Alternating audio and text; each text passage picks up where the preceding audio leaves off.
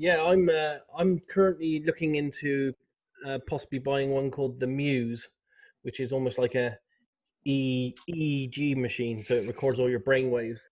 I'm thinking I might use it when I'm doing RV just to see if it comes up with any patterns that show whether you're on and off target and that kind of thing over time. Very cool. Cool. Yeah, I'm interested in any of these things because I get bored easily, and so I'm trying to figure out what kind of thing will either help me get into certain states quicker or just I don't know. I'm interested in the research, seeing where these things benefit. Yeah, it's all definitely worth a try, I think. The only problem is, it's they're as with all things, they're always expensive to try these things, and yeah, I'm looking forward to seeing what Brett has to say about that particular one. Yeah. That one seems cool. I've researched a few of them. That one's cool because it says it kind of gets you into the zone. I try to do a meditation every single day, and anything that could get me into the relaxed state a little faster would be nice. Yeah. I'm more interested in recording stuff rather than getting me into the zone, really. I've used devices like that in the past. I used to use one that used to have these. It used to be like a pair of glasses that had these LEDs on it, and it used to flash these LEDs at a certain frequency, and you used to listen to binaural beats at the same time.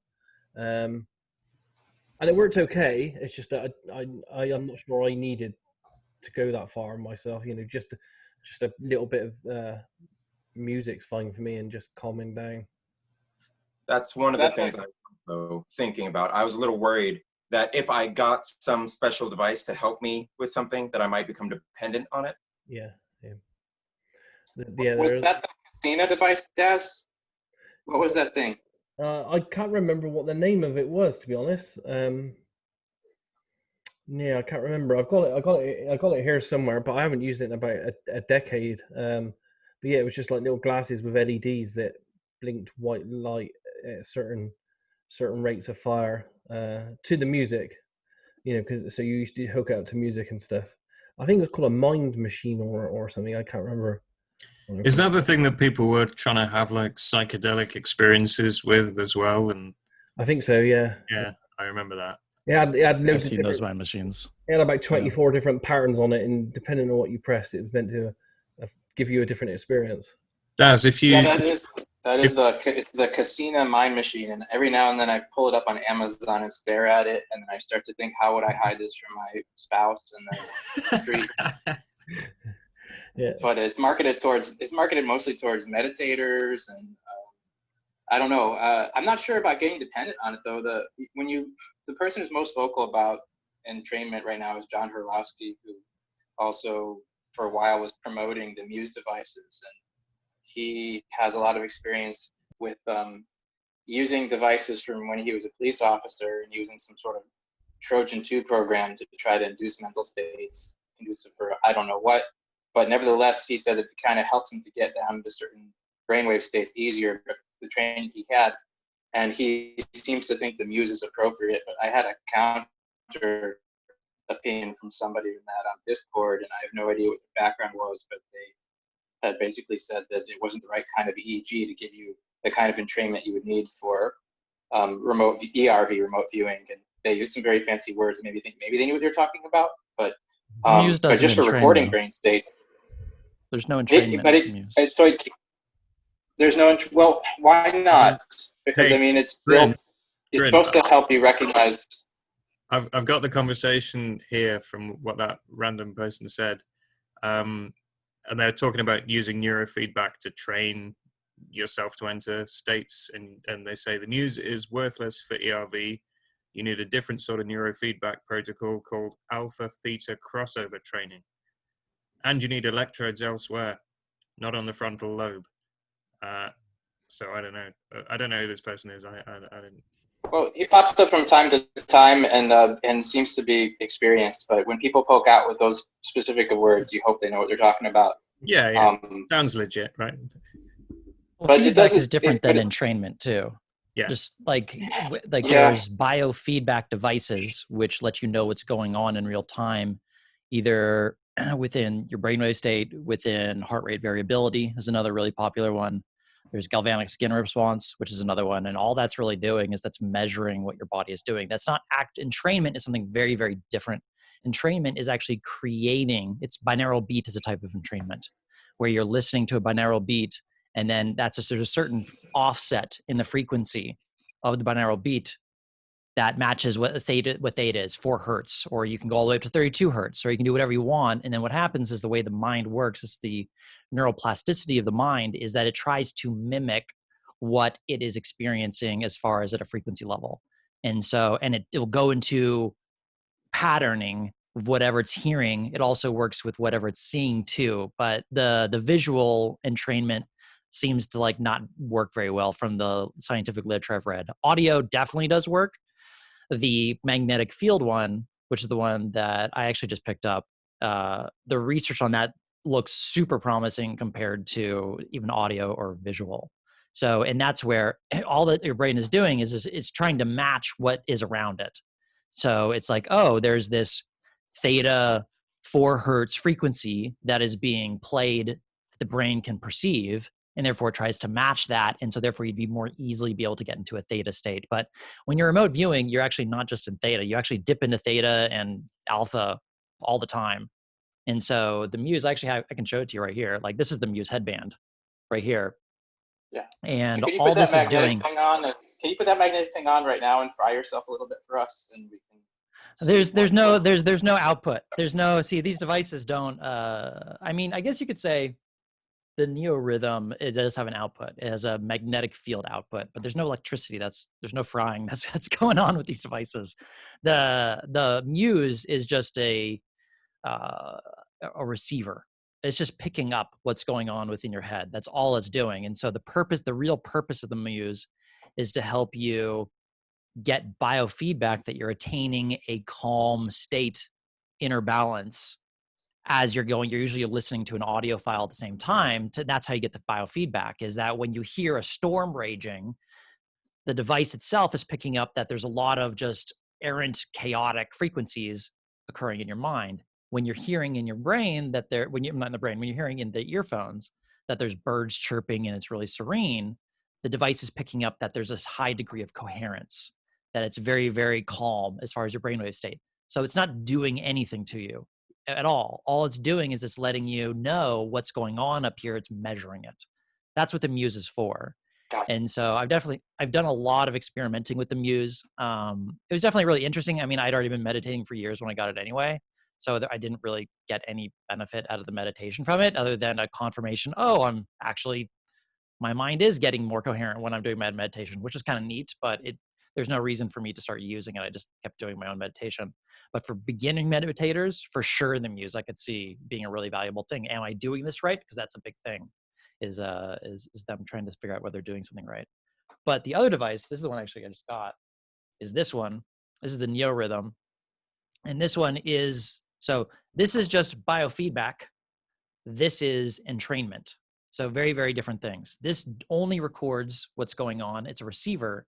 This generates a field that your brain tries to match. And so whether it's the alpha state or the theta state or any of the other ones, there's a lot of different ones that you can use that you can basically program this with. And there's just the research on entrainment goes back decades, and it's been used primarily in therapeutic fields to help people with brain injuries, to help people with pain in their body, a lot of different things like that. And they've had a lot of success, and there's a ton of research on it. And so really all this is it's making it commercial, because these types of devices would only be found in very specific type of therapy. I don't know what you'd call them. I mean, who are helping like soldiers with PTSD or whatever it is. And it wasn't available to the general public. I mean, the devices wouldn't be set up so that you could just buy it. This is one of the first that kind of makes it easy to do, and you can experiment with your own. And so hopefully that gives a little bit of perspective on the difference between the two. There's no brain zapping. That's actually a totally different thing. That's transcranial direct current stimulation, which totally different type of a thing than which exists, but that's the differences. Hopefully that clears up a little bit of the confusion between them. Thank you, Brett. That's actually exactly what I was hoping to hear, is like a little rundown of some of these different devices. That's really cool. Sure. I'm interested in trying some of these things myself. Are there any other devices that you've played with over the last few years? Yeah, there's a lot of them. I just find it interesting. The argument, I've definitely heard the argument from many people where it's like, oh, technology is like this evil thing because you're going to get reliant on it. And I just have a totally different perspective and relationship, I think, to it, is that I don't view it as a replacement. I view it as an aid to improve. And then ultimately you won't need it anymore. And so some people are just so vehemently anti-technology, though, that you can't really have that conversation with them or discuss it, which is Well, fine. People are, scientifically speaking, though, just like yeah. technology is the devil. Is it? Everyone's allowed their own, to believe what they like. No, I'm with you on that. I think that's very interesting. I have heard different things, but I haven't played around with any of these devices myself, but I'm very interested in it.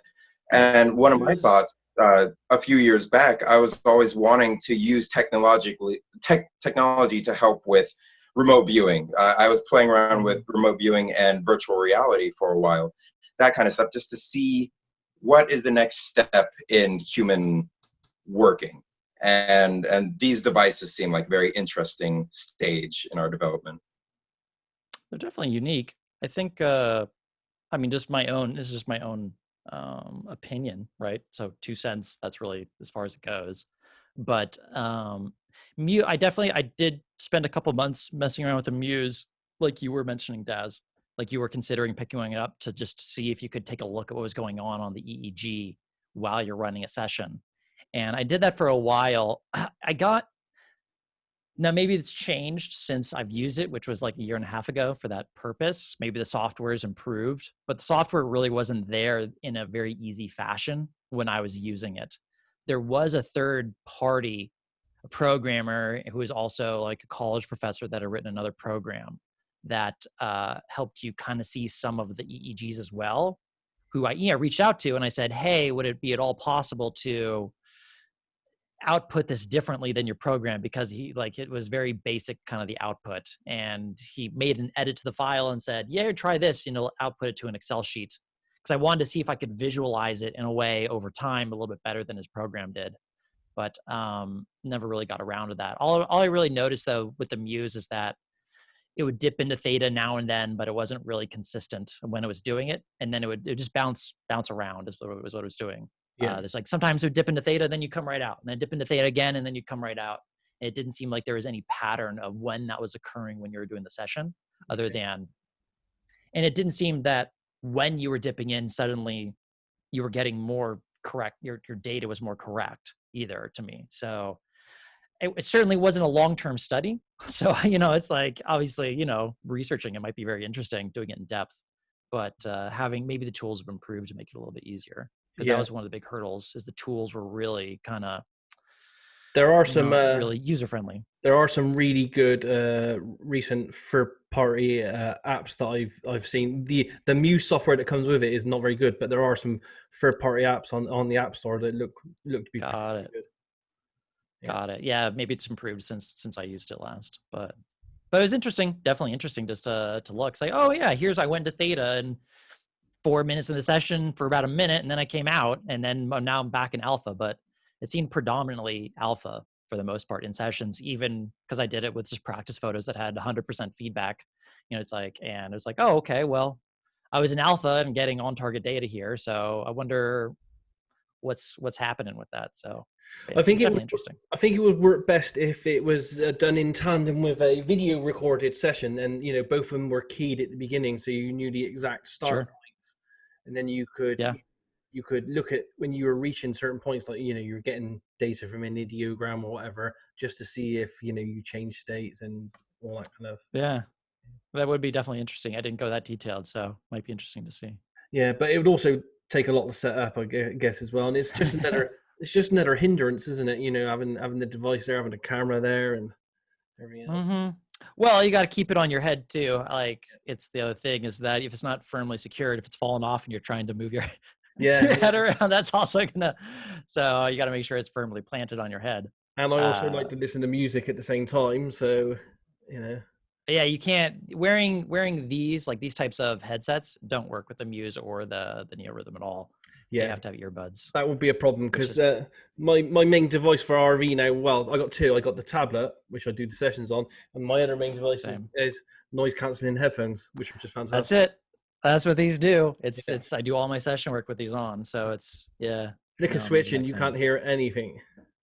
Yep, can focus a lot more easily that way for sure. Yeah, so if you can't use the Muse around there and add the headphones, I can imagine it's going to start getting too bulky. And then I'd have my phone looking at all the brainwaves as they were coming through on it as well.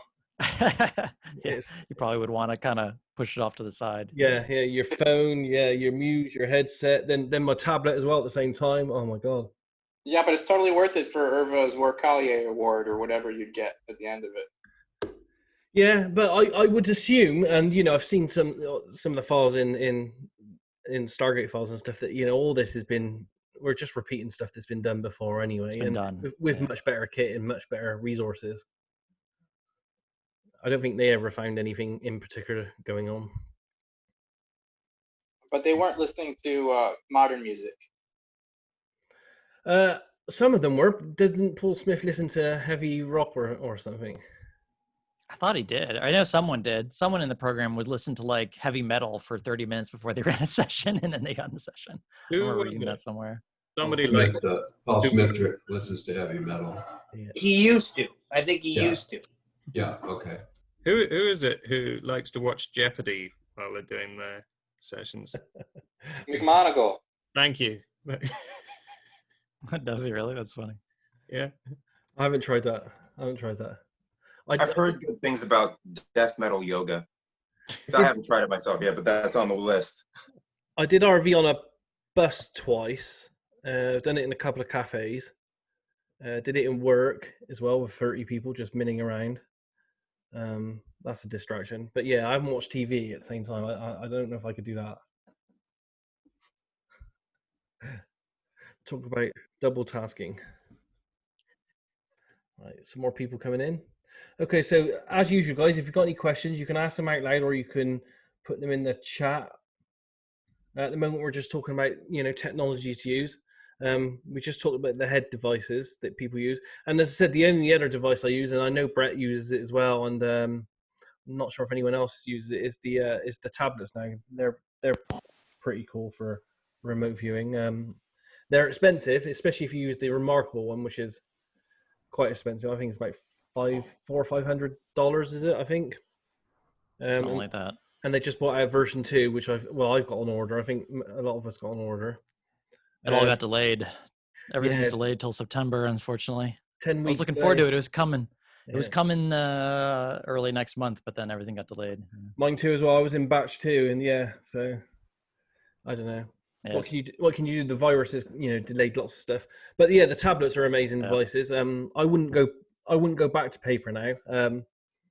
I just love the fact that once I finish an RV session, I can do it out in the garden, finish an RV session, press a button, and it's in my email account. The amount of time I spent over the last 24 years scanning sessions is just ridiculous.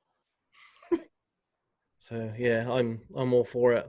Anything that saves time, and you can use it for those of you that have iPads. Apparently, you can get a thin sheet of film to go over the top of the iPad, and what it does is it gives you a surface a bit like the Remarkable, because the Remarkable is so good because the glass surface there has got some kind of coating on it that when you use the pen, it has a feeling that's very similar to paper. It kind of, when you usually use one of these electronic pens on like an iPad or something as normal, you just feel like you're tapping glass. But the Remarkable doesn't feel like that. It literally feels like paper. But you can get these clear sheets of textured film to go over the top of iPads and other tablet devices that do give it a paper-like feel as well. I haven't tried it, but I've seen other people using them. So if any of you have already got existing tablets, you might want to give that a try as well. I don't know if there are any other devices we could use. I mean, I don't know much about the Apple iWatch, because that records your heart and your pulse and all that kind of stuff. I don't know if that's going to be beneficial to RV in any way. I can speak to something else I've been using. Maybe some of you know it. Is the Global Coherence app from the HeartMath Institute, which is a little pulse measuring device that you can put into your iPhone, and there's an app that goes with it and helps you reach that coherent state. It's basically measuring pulse and helping you with meditation and concentration and getting into the flow, so to speak. Yeah, it's heart rate variability. Actually, I have one of them. It's actually really, really good for meditation. I find, like, the type of meditation you can get at when you're focusing on it's inner ease. This is the heart math kind of patented technique for meditation. It's the inner ease technique, which they have, and it's the idea of everything is where if you can bring coherence, it's not the actual beat, it's the time between the beats. If that's where the coherence is. And Right. so if the time between the beats is the same, it increases the coherence, and there creates a coherence in the field that the heart creates, which can be picked up by not only scientific instruments, but actually other people.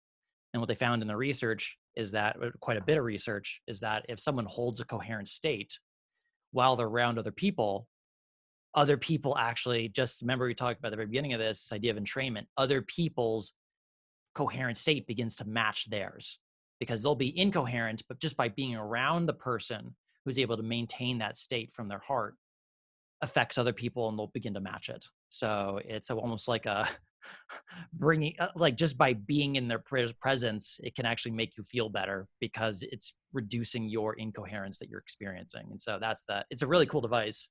It's definitely a cool device for meditation. I use the same thing. So definitely recommend it. Yeah, the inner balance sensor. It's a great one. You have just added the link in the chat if anyone's interested. Angela Thompson-Smith spoke highly of the heart math too, as have some other people. I missed what you said, Cedric, if you said you got good stuff out of that or not. Did you, and have other people tried heart math who are here?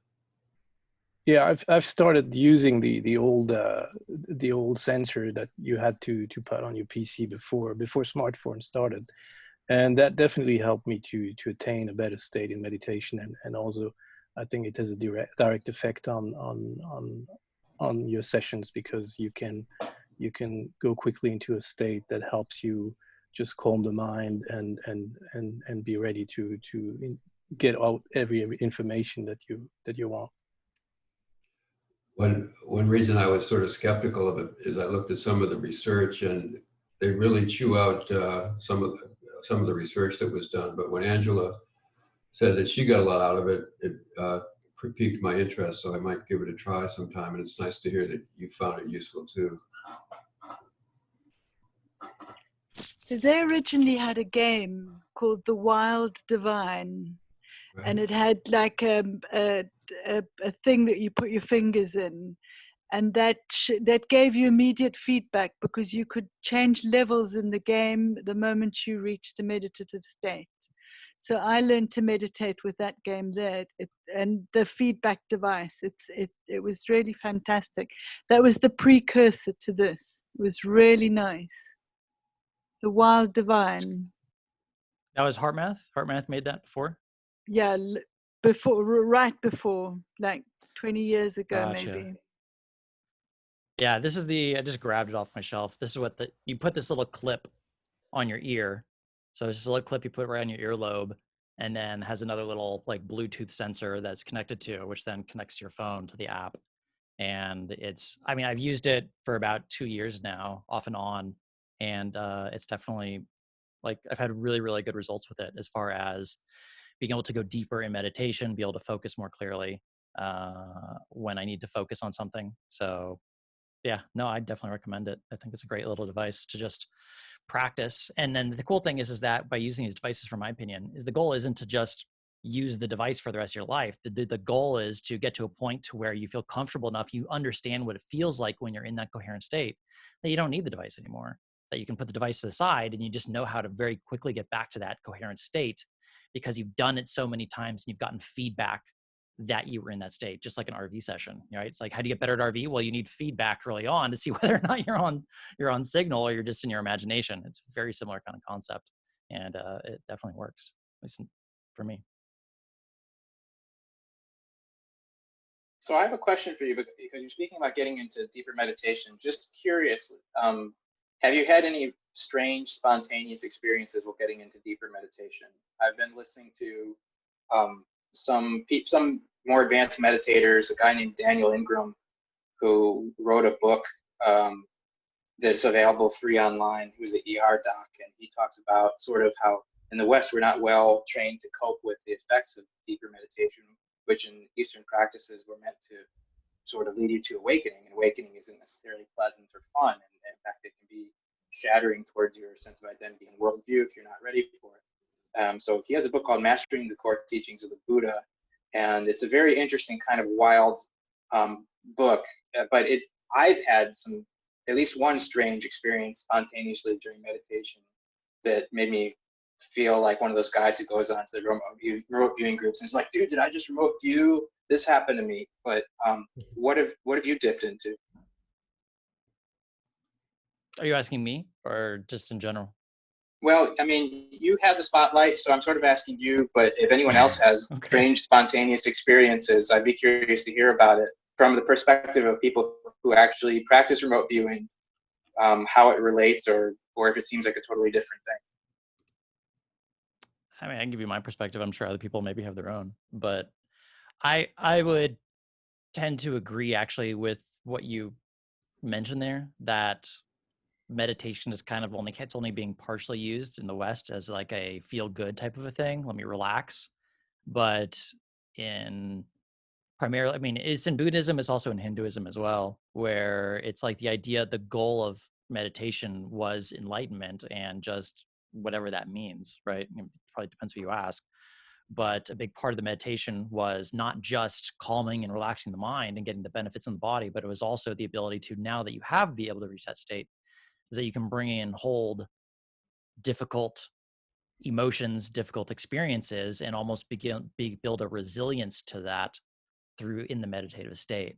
And that's one of the big criticisms of mindfulness in the West, which I personally agree with, is that there are very few people that I know out there that are teaching that aspect of meditation, which is where, it was a central part of it in Asia, in Buddhism and Hinduism. And so one of the founders of Ethereum, or one of the founding guys, I'm not sure if you guys are into crypto at all. I know you are, Daz, but Vinay Gupta was on, I'm not sure if you know Vinay Gupta, but he has a big, he's really big into meditation. He's very big into Hinduism, but he also was a big crypto guy. And it's actually one of his big critiques that he's talked about. And I'm kind of it's this idea of, it's like there's going to be like a spiritual crisis for people in the West and businesses that are all about mindfulness. And then 5 years from now, suddenly there's going to be a shift that goes on where they're suddenly going to start perceiving things that they didn't realize they could perceive, or having experiences they didn't realize they could experience. And they're having no faculties on how to handle any of it because they didn't do the work. Up to that point, all they did was the meditation for the benefit of it. And so it's like, I mean, to be determined, I suppose, but if that actually occurs based on the mindfulness movement, but I've definitely heard of it. I guess that's my perspective on it. Grin? Well, yes. No, go ahead. Sorry. Oh, I'm currently going through Limitless Mind by Russell Targ, and so it's on my mind a little bit because he never stops equating these things with Patanjali or Nagarjuna and whatever kinds of awareness. And in the book he makes statements that says, oh, and that is remote viewing. And so I was just curious whether anyone has found themselves in any spontaneous kind of phenomena just from deep meditation. Yeah, in part with the work I do, this type of phenomena can arise. It's essentially like this. Any expansion of your perception is going to bring perception of whatever is there. So in many of the ancient traditions, they had gradients And at some point in those gradients, one would become aware of things, and then, like Brett said, need to learn to communicate with those things in such a way, basically, as to be able to handle anything, anyone, anywhere, at any time in the entirety of the universe. There was also a stage where people would have spontaneous experiences that one might call previous life recall. There's a contemporary guru that I pay some attention to, and the whole process that he puts people through for maybe a year, just learning to sit still, learning to encounter inner experiences, it's all to get you prepared for the fact, and by many reports, even from ancient literature, when you start to become aware of things as they are, it's bizarre. It's wild out there. The time types and numbers of beings, the dimensions, the perceptual possibilities, a person without very, very stable fundamental psychology and a keen discernment, or what we call intellect, is not going to fare well. So people who are fishing for these experiences early without the ability to interact and communicate with them to a good outcome eventually are asking for trouble.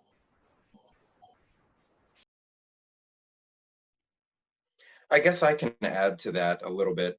One of the things, I was always interested in mysteries for the longest time, and then I realized during my meditations that it became important to actually slow yourself down. And before you go into a lot of mystery kind of stuff, anything that might involve a paradigm shift, it's a very good idea to work on yourself a little bit. I struggled with anxiety issues a lot of my life, and that's what got me into meditation originally. And then when the meditation started to really pay off with my anxiety, I found that I was in this really relaxed state, and then very strong ideas would come into my mind that were kind of disturbing, like epiphany moments. And so it's interesting. You have to, it's a good idea to work on yourself a little bit first. And by that, I mean, kind of go back and maybe determine what some of your negative triggers are. I had to do that recently. I stopped with all the remote viewing work for a while and still have not gone back to it, mainly because I realized that some of the things that were causing me anxiety from even back closer to my childhood were still around, and it was having an effect on how my meditations and how information was being perceived. So, Grin, if that was part of why you're asking the question, if meditation was causing you any kind of discomfort from the information, that's what I recommend, kind of going inward before going outward. Yeah, there. Russell, I'm sorry. No, go ahead, Green. I know that I'm at a disadvantage because I'm like a still photograph that it'd be hard to, you don't see my mouth starting to open as I'm starting to talk and I end up butting into everybody, so I'm sorry. But I wrote an article recently called Things Just Got Real, and you might have seen it on the Facebook page, but it was a little bit about how people have run into anxieties or had uncomfortable experiences when doing remote viewing. And it seems like there are some people who are susceptible to the same kinds of triggers and problems just from the remote viewing process, which I equate as a type of a meditation, or at least parallel to meditation. And so I think it's interesting, Fabian, that you're mentioning that some of your baggage sort of came up and was affecting you, and you even felt like you needed to halt some of your remote viewing work in the meantime. And I know David here has encountered some kind of unpleasant things with remote viewing, and he seems to be fairly cavalier about it. But nevertheless, I am concerned for people who get into dark areas or areas that trigger something within themselves through remote viewing, and that, like the Western meditative community, they may not have resources or exactly know who or to turn to or how to work through those feelings, because therapists may be poorly equipped to understand or may judge them as just being insane for bringing these things up. And then a lot of people who are practicing and learning on their own may not have that tight community or support group available. So I was wondering I was curious whether you would run into anything similar to that. Yeah, a lot of what, like, let's just say what they used to call schizophrenia, or what is called like cognitive dissociative disorder. One of the theories is that those people have just reduced perceptual filters. It could be possible that many of them are actually seeing phenomena that are objective, that the rest of us are not. Maybe in a similar way to children, when they're originally just filter free and receptive, they may be actually seeing things that you're not. Pets, cats, dogs, they may be seeing things that we're not. So having worked for many years on the streets of Seattle, probably 50% of our aid calls were people in some sort of mental, cognitive distress. And I spent hours just fascinated with asking them questions. What are you seeing? What are you experiencing? How does it feel? How do I look to you? This kind of thing. So I kind of ran my own experience over the years. And once you acknowledge them and give them at least the consideration that they may be having a real experience, their intelligence levels were always very high. Their emotional sensitivity was always very high. So I don't think we can rule out that there are very odd, very strange, unusual things. Now, in the case of my practice, I have worked with a couple of remote viewers over the time, and the perception there is exceptional. They're the best clients I've ever had because they are completely trained to not internally edit. When you look at different things that are going on in the remote viewing community, how many people are coming in and saying, I had this weird experience, or I saw this alien, or I did this or that. They immediately get invalidated, which is not healthy for anybody. You don't know what they saw or what they didn't see. And by just saying, no, it's just in your head, blah, blah, blah. Okay, probably, I don't know, Brett, in your online CRV course, wasn't your third level or something a little bit of information on dealing with unusual phenomena or quote unquote psychic self-defense? I never actually released that one. That was the third one that I thought about putting that one together, but ultimately other projects came along, so I never recorded it. Okay. But it was certainly something that I felt was really valuable for probably people to have if they wanted to go start exploring and looking around in subjects with remote viewing that don't have feedback, for the very reason that, you need to kind of have a sound foundation and a solid mind before you start poking your nose into stuff, because you might just have something, that is, you discover something that's a little disturbing. And if you're not ready for that, then, that's probably unwise to be poking your head into. And unfortunately, one of the things is, I don't know if it's unfortunate, but, one of the things is that a lot of people that attract people to RV is the esoteric and the mystery. And so that's exactly what they want to go start looking at. And I'm no different. That's what attracted me to it in the first place too. So, I mean, I'm not like saying, that's bad or anything, but it's a little bit of be careful what you wish for. You just might get it sometimes, and it's like, be prepared to handle some strange things if you're looking. But then you run to think, well, what do I know is true anymore, if that's what all you're looking at? And so it's like, it's a level of groundedness, a level of ability to also put your mind in a space that you can handle things, that if something strange occurs, that you'll be fine. And that goes back, I think, a little bit to what I said even in the beginning, was like, this is in Hinduism and Buddhism. I mean, they're different, yes, but they have very similar type of techniques and approaches on some stuff, is that one of the main purposes of meditation for them was not just to get the benefits of the body. It was also to expand their resilience in being able to handle new types of perceptions of what's going on around them, strange or not strange. Ultimately, it doesn't matter whether it's strange or it's not strange is your opinion on what to call it. If you're perceiving something, it shows up in your awareness, you have to handle it, whether it's real or not real. And so it's like having a resilience in being able to do that is, I think, important. And so knowing what to do is important, other than going to someone who just says you're crazy. Well, that's not helpful. We're just going to go take drugs for the rest of your life. Like, there's a better way. And so I think maybe at some point I'll put some videos together just on the stuff that I've learned.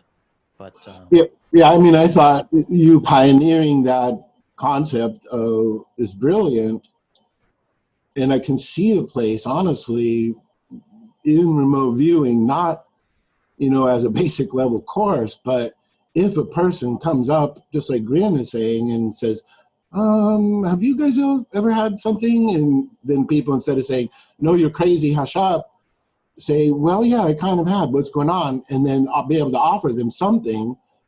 Daz himself, in his psychic surfing, encountered what could, be described as unusual phenomena, but he had years of that traditional psychic training.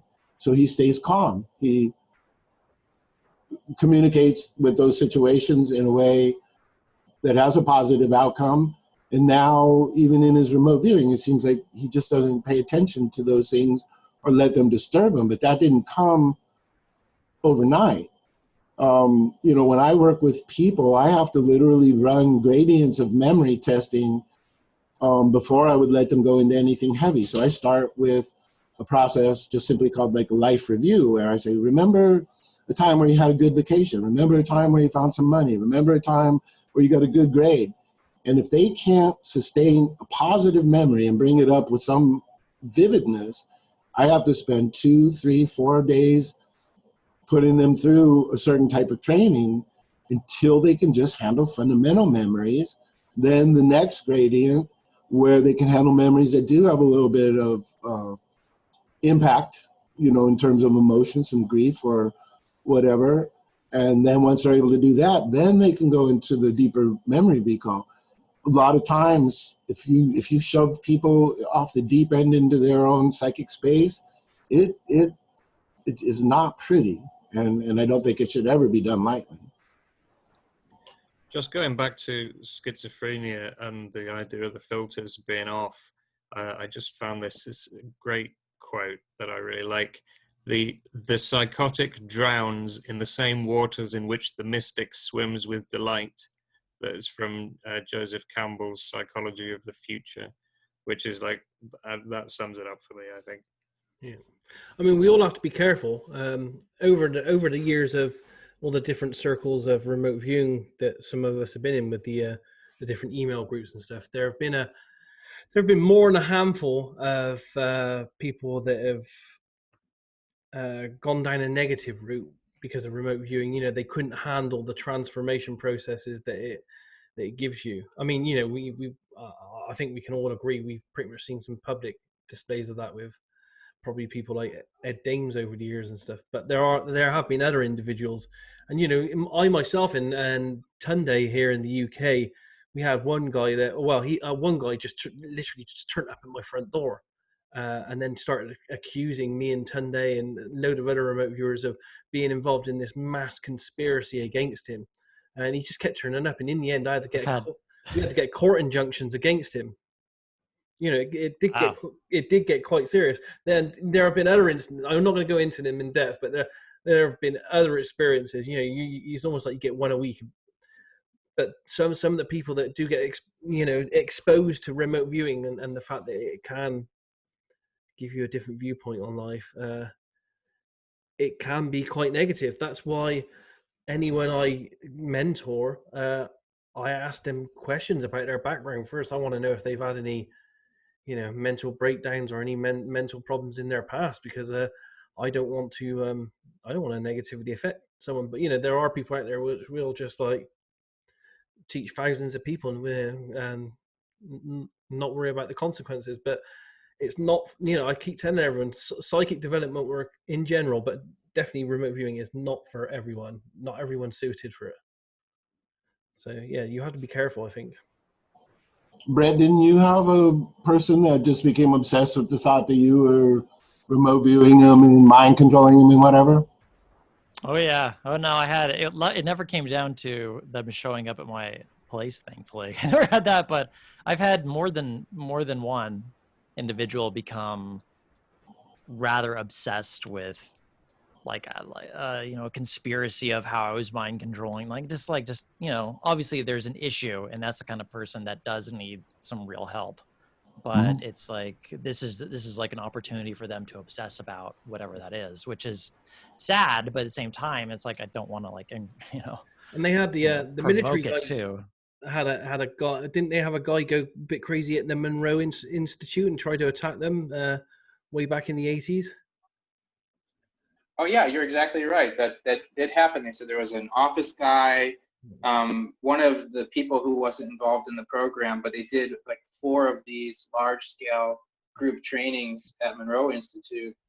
And in one of the last ones, somebody flipped out and was sort of attacking people, and that really put egg on the face of the remote viewing program, even though the Monroe stuff was really Stubblebine's baby. And so he was sort of using the remote viewing program to organize these things, but they got the backlash from it, right? It sounds like a lot of us have had some of these similar negative experiences in terms of people who didn't have the proper mental foundation here. I know I've actually been accused of being reptilian recently, and that didn't hurt my feelings a little because I don't think I'm reptilian. But I mean, we know. I've heard I've heard a lot of anybody who is coming into this without the really good foundation for first probably who they are as an individual, or has a very strong sense of things that maybe others would agree aren't necessarily the truth or a good direction to approach life from. They seem to lose it a little quicker than others. So, and even, I've always thought, other than my bit of anxiety, I always thought, okay, well, I have a good mental foundation. I'm very strong mentally. And yet I think everybody's dealing with a lot of stress in a world that has all kinds of, a world that is filled with little mental issues that people will tell you that you have. And in this country, when I'm talking from America right now, there are so many body issues, so many mental issues, so many addictions, so many things that even somebody who does have a strong mental foundation still has things that they probably could work on before they start really testing their paradigms and their strength to deal with some of the things that we talk about all the time, and we don't even give it a second thought because we're just kind of already used to this subject matter. Well, I would argue that it's a practice. It's a lifelong thing where if you're not constantly evaluating where you're at, where your beliefs are, how you're responding to situations, is it positively oriented? Is it negatively oriented? Are you if that's not a practice, then jumping into the realm where you're trying to expand your perception to perceive beyond what most people would say is possible or real, like you're in for maybe not necessarily, not guaranteed, but you're possibly in for a bit of a rude awakening. And so, consequences, actions have consequences sometimes. So like, even if you don't do RV though, or don't try and push the boundary on what perception is capable of, it's still a good idea to like look internally, evaluate your beliefs, evaluate what what triggers you, figure out what that is, clear those kind of blocks out of the way so you can have a more fulfilling life. That just seems like, to me, common sense. It's something I think that should be taught in school. Then it's not. That should be common sense. Yeah, that should be common sense, and it should be taught in school, and yet it's really not. In fact, it seems like a lot of the time, the goal is to train people completely the other direction, that this is where you need to study, this is where you need to pray, this is what you need to think. And there are a lot of people that seem very comfortable and stuck in that realm, and that is, I think, one of the crutches that slows a lot of people down from being able to accept more. Well, there's a critique on the Western education system, though, which is that if you look back at who created it, who founded it, and the purpose, it was to create good factory workers. And a good factory worker is someone who does the exact same thing over and over and as they're told. The Western education system is not designed to create people who think for outside the box. It's think this way or you get an F, period. And so that's why it is that way. I think you have to look back to the origins of education system It's not. I mean, even Ingo, there's a talk with Ingo that Ingo did, I think, in 2013 that's on YouTube that talks about this. He talks about what the true meaning of guru was, and it's the idea of eliciting the natural gifts of the person out as opposed to teaching them. I don't remember which talk that was, but I remember he talked about that a little bit because when he was talking about Sanskrit, I believe that was in there.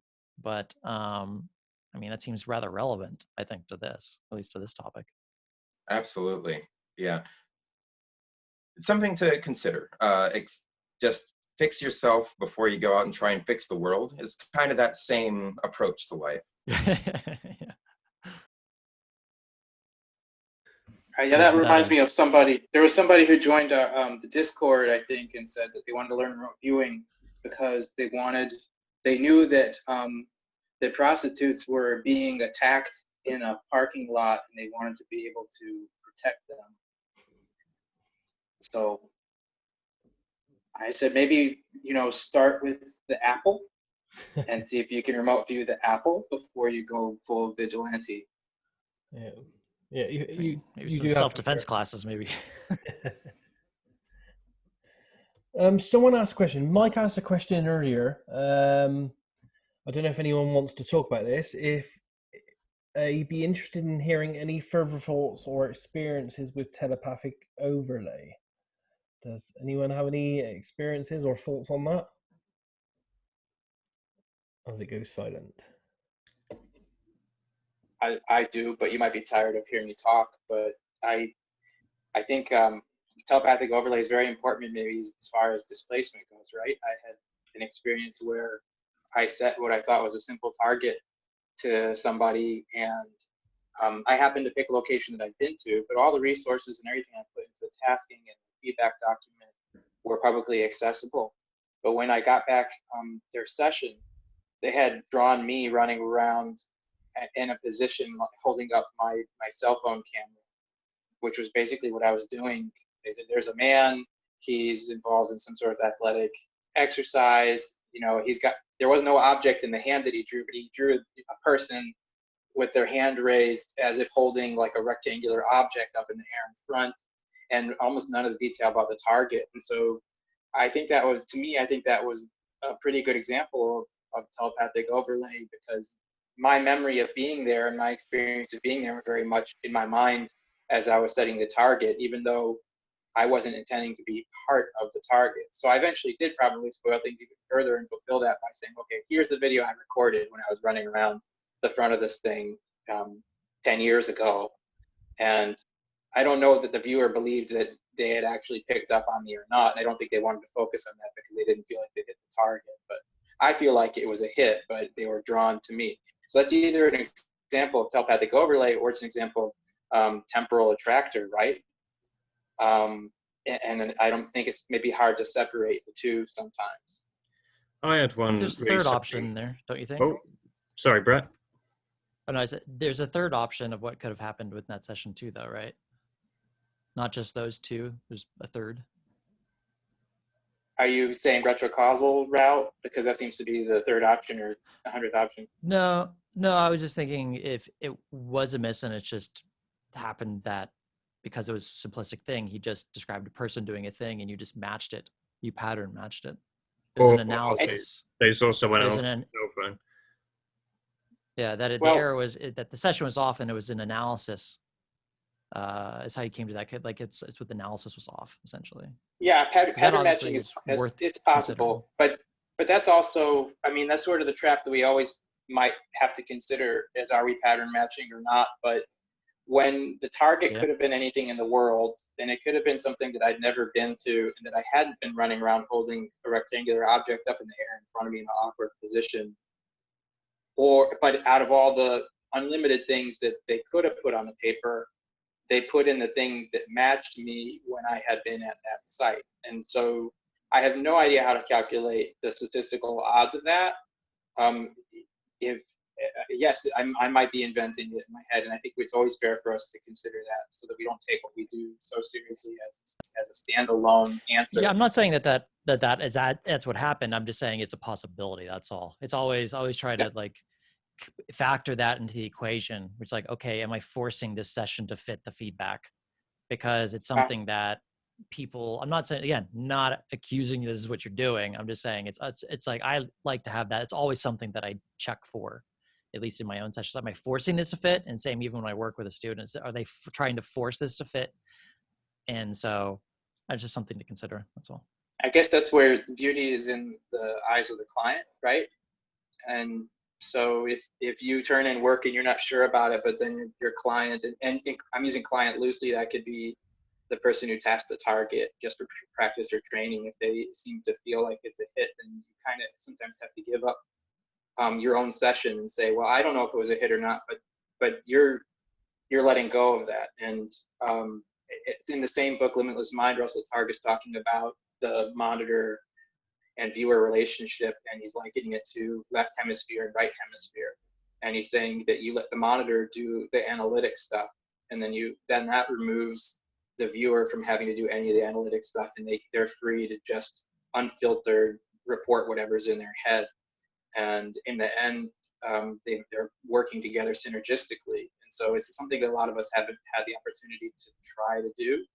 But in the end, you create a document, you put your stuff in it, you explain the best you can, and you leave it to somebody else to judge. So in this case, I was judge, jury, tasker, and I'd say I think he hit on me because it brought to mind everything I experienced at that time. And I would call it maybe telepathic overlay, maybe temporal attractor, maybe retrocausality. It's RV soup, right? I think Daz and Fabian, you've been doing some recent stuff on this, haven't you? I just want to add one little anecdote that was a thing that I didn't know that could happen with telepathic overlay.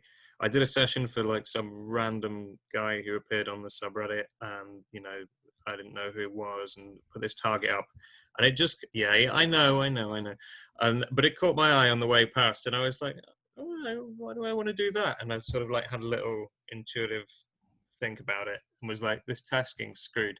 So I messaged him and said, you've done your tasking wrong, you need to do it again. And and it turned out it was an ARV, and he had done it wrong, and he did it again. And then I did a session on it, and I ended up getting like a target that he'd used in his previous tasking, and then he'd kind of like gone away and read about how to do ARV tasking better and done a binary ARV with 2 targets. And I kind of got one of them, but it was mixed with a target from his old tasking, and it's like it was still kind of in his head that was his intention, maybe, when he'd retest it. I think he must have used the same number. Whether that makes a difference, I don't know. But like, I think it was like a county, civic government building, and I got all the like long marble things, and it's like, this is designed to look impressive, and there's people, having dodgy business deals here. And it was like, but yeah, I didn't know that wasn't a thing that I'd run into in terms of psychic overlay before. But I'll shut up now. That's it. There's not that cool a story. In training with Pam Coronado in her crime scene and missing persons training, one time I was working on a target, and I had a very strong perception of signal line, and so the target that she'd given I missed, but then she said, "Wow, it's really strange. You got very strong elements of a case I'm currently working on." And she was talking about how intense it was, for her, the emotion, family stress, this kind of thing. So when she was giving the one target, it's possible she had all of that other stuff going on within herself regarding a live case that she was working on. I mean, I can't prove it, but when she described the correspondence of the things I drew to what the case she was working on, it was strong enough to go, okay, that seems possible. Well, I have another story where I screwed it up this time. I was trying to do, when Boris Johnson got COVID, I did an ARV as to whether he was going to die or end up on a ventilator, or it was all a PR stunt and he was going to be out of hospital without even going on a ventilator. And I got my spreadsheet where I was like ranking all the sessions, and I'd labeled the columns with the target IDs, and I'd got like ventilator and no ventilator, the labels in my spreadsheet were the wrong way around. So every time I was looking at it and scoring stuff and then going, oh, who's in the lead now? Is it ventilator or not ventilator? I was like reassociating them the wrong way around. We did successfully predict he wasn't going to die though, so it wasn't a total dead loss, like some half-cocked trinery ARV. Well, as some of you know, this is probably a bit of a pet subject of mine, and I can't prove it, but it's my growing experience that there's a probability, and this is just my personal opinion, there's a probability that most remote viewing is just I'm not using the word overlay because I don't think it's overlay. I think it's just telepathic communication, and I say that flippantly, it's only telepathic communication. I can't actually prove it, but there again, no one can prove that it's not either at this stage. We were talking about this on the Discord a while ago, and it's like, if you're going to get feedback for a target, somebody must have perceived it. Otherwise, how could they have written your feedback for you? Someone's been there and taken a photo or something. Possibly, but sometimes some of us don't ever get proper feedback for targets. Well, some of us can't be bothered to look at it either. But. So right when you guys, a couple weeks ago, when you guys were going over the Starfire stuff, I was catching up, and I was also listening, and I finally finished Penetration.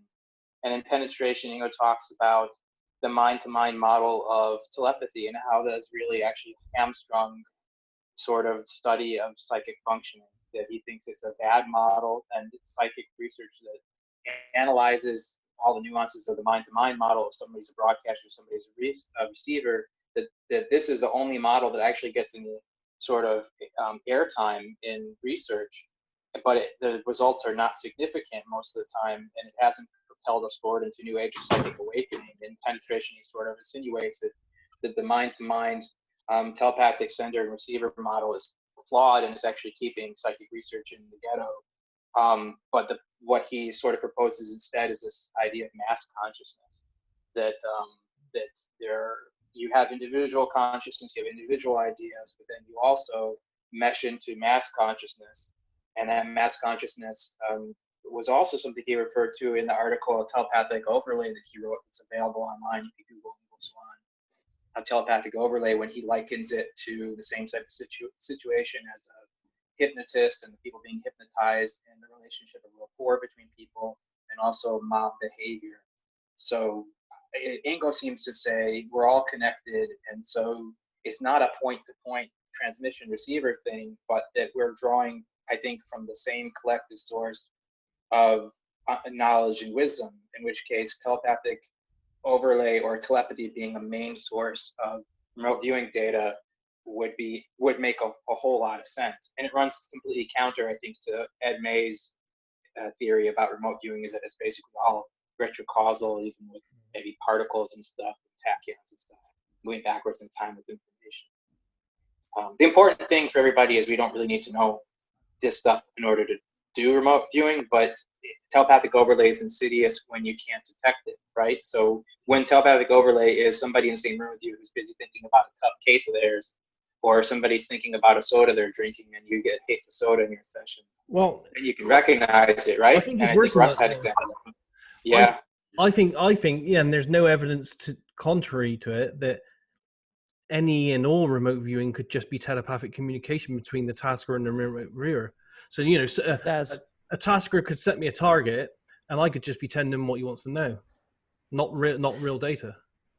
What about if it's a target pool scenario? I mean, what you think the same thing could somehow still be happening, or you think it's a I think it's I can't prove this as well, other than anecdotal data where I've had people say to me, they said, "Oh, Daz, I do really well on your targets, but I don't do on other people's targets." I kind of think to myself, well, maybe that's maybe another flaw in the system that we're all using, is that most of us are doing targets that are set by people that are very good psychics and remote viewers. So isn't it a possibility that me setting a target is me doing the work and pushing the target to you rather than you getting the target?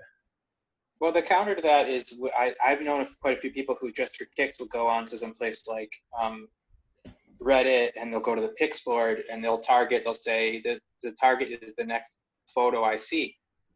And in that case, nobody ever set an intent that would be a remote viewing target except for the viewer. So it's not like a pool where somebody theoretically has seen these images and brought them in, but that's taken out of it. And you could possibly create a crawler that would go through, and the robot, crawler on the internet would download random pictures and make a pool that way. But if you combine that with retrocausal pathway, I still think the retrocausal is definitely possible as an input. I think that both things could be at play. And if both things are at play, then you get an explanation even for Pat Price's, that thing about the water treatment things, where he drew them in his target and then he died. And years later, they find out that those tanks had been there, but Pat hadn't known about it in his lifetime. So they show that as proof that somebody could be correct even without feedback. But if you throw retrocausal and telepathic overlay together, you get a case where Russell Targ and Hal Puthoff outlive Pat Price. They live long enough to learn that the water treatment things were there, and maybe that information is available to Pat telepathically at the time when he's doing the session before he dies. So things get really weird when you start to combine these pathways together. But that could still be telepathic, because we're not thinking linear here on past, present, and future. Everything. There is no actual time, especially when it comes to remote viewing. It's all lumped together. So the fact that those people saw those water towers and they were thinking about and then linking them to that target in the supposed future doesn't matter to remote viewing. With your own task or intention, I wonder how if that would how much would that play a factor in something like that, going down that rabbit hole with it. Well, I don't know if you saw, but a couple of weeks ago I wrote an article where I collected the TWA 800 remote viewing sessions, and it's an article that's on my website. And essentially, I got the TWA 800 remote viewing session from 3 different groups of people. It was the Courtney Brown Farsight group. It was the Ed Dames group, where I think he had people like Paul Smith working the target. And there was the David Morehouse group. And bearing in mind, at least 2 of those are military trained remote viewers that were operational projects, right? Each of those groups, they all targeted to look at TWA 800 individually. None of them knew that each group was working on it.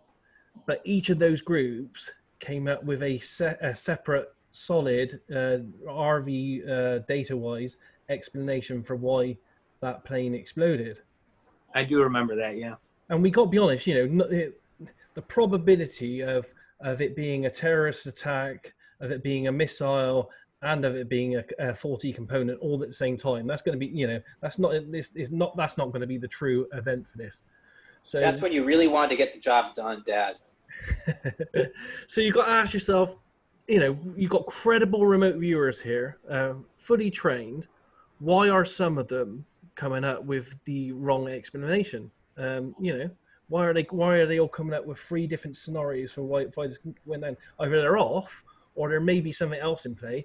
And the only thing I could think would be in play is that the tasker that tasked the target had probably a predetermined viewpoint in their head when they tasked it, and all the remote viewers were doing was validating that. Don't you think it might be a little bit? Don't you think it might be a little bit though? Just because it happens sometimes or even often, that it's not the main avenue with which data is accessed. And the reason why I think that is because both can exist at the same time. You can have where telepathic, say there's, for whatever reason, there's a variable we're unaware of that, depending on the tasker, depending on how they task it, depending on who they are and who the viewer is, there's all these different variables that does happen. Just like in your experiment when you did, okay, I'm thinking of something in my mind, it's a person in a field out my backyard or whatever it was, right? And people describe that just fine, they could do that. Where if the right variables are met, maybe it's more often than not that would be the case, but it's not the only way that it works. And the only reason why I say my counter argument would that be is that you can have a computer randomly generate an image, spit that out that no one's ever seen, ever. It's just a completely randomly generated image, and that image can be remote viewed correctly. no human eye has ever seen that. And so that would be the only reason why I'd be like, Yeah, I feel like it may be somewhere in between is maybe a human eye has seen it though. It's just seen it in the future. Seen it in the future, has analyzed it in the future, and time doesn't exist to remote viewing. Well, it doesn't really exist. But you see, if you use that as to make a conclusion, you're also making an argument that's not falsifiable at this point, though. There's no way to falsify that argument, that conclusion, and therefore, that's then the next set of problems you run into. Then there's like no way to know. This is what I was saying earlier about our chat we'd had about seeing feedback. Like somebody has to see it at some point in time, or there's no feedback. And I'm convinced, and I can't prove this, but I'm convinced that if I do a project and I put it out on the internet, and over the next 10, 20 years, thousands of people will look at that project, they may be sitting at home analyzing it, picking it apart. I believe that because of entanglement and the way I think all this works, is that even though I'm not having a direct contact with them, they may have some influence in that target and how I viewed it when I viewed it 10 years before. But I can't prove that. This is a very interesting argument here, because I agree with Brett on the variables. There are so many variables here, and it makes me wonder, is this why the military saw remote viewing as something, okay, well, why don't we put this out into the public now? Because it's so difficult to get consistent, constant feedback and results.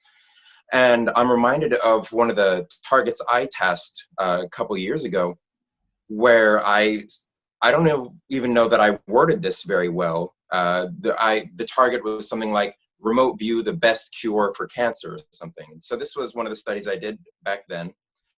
And I guess I worded it okay, but the results really took me by surprise. I think I came up with the target at a time when legalization of marijuana was big news and everybody was talking about that. And so that was on the forefront of my mind as a part of the cancer cure.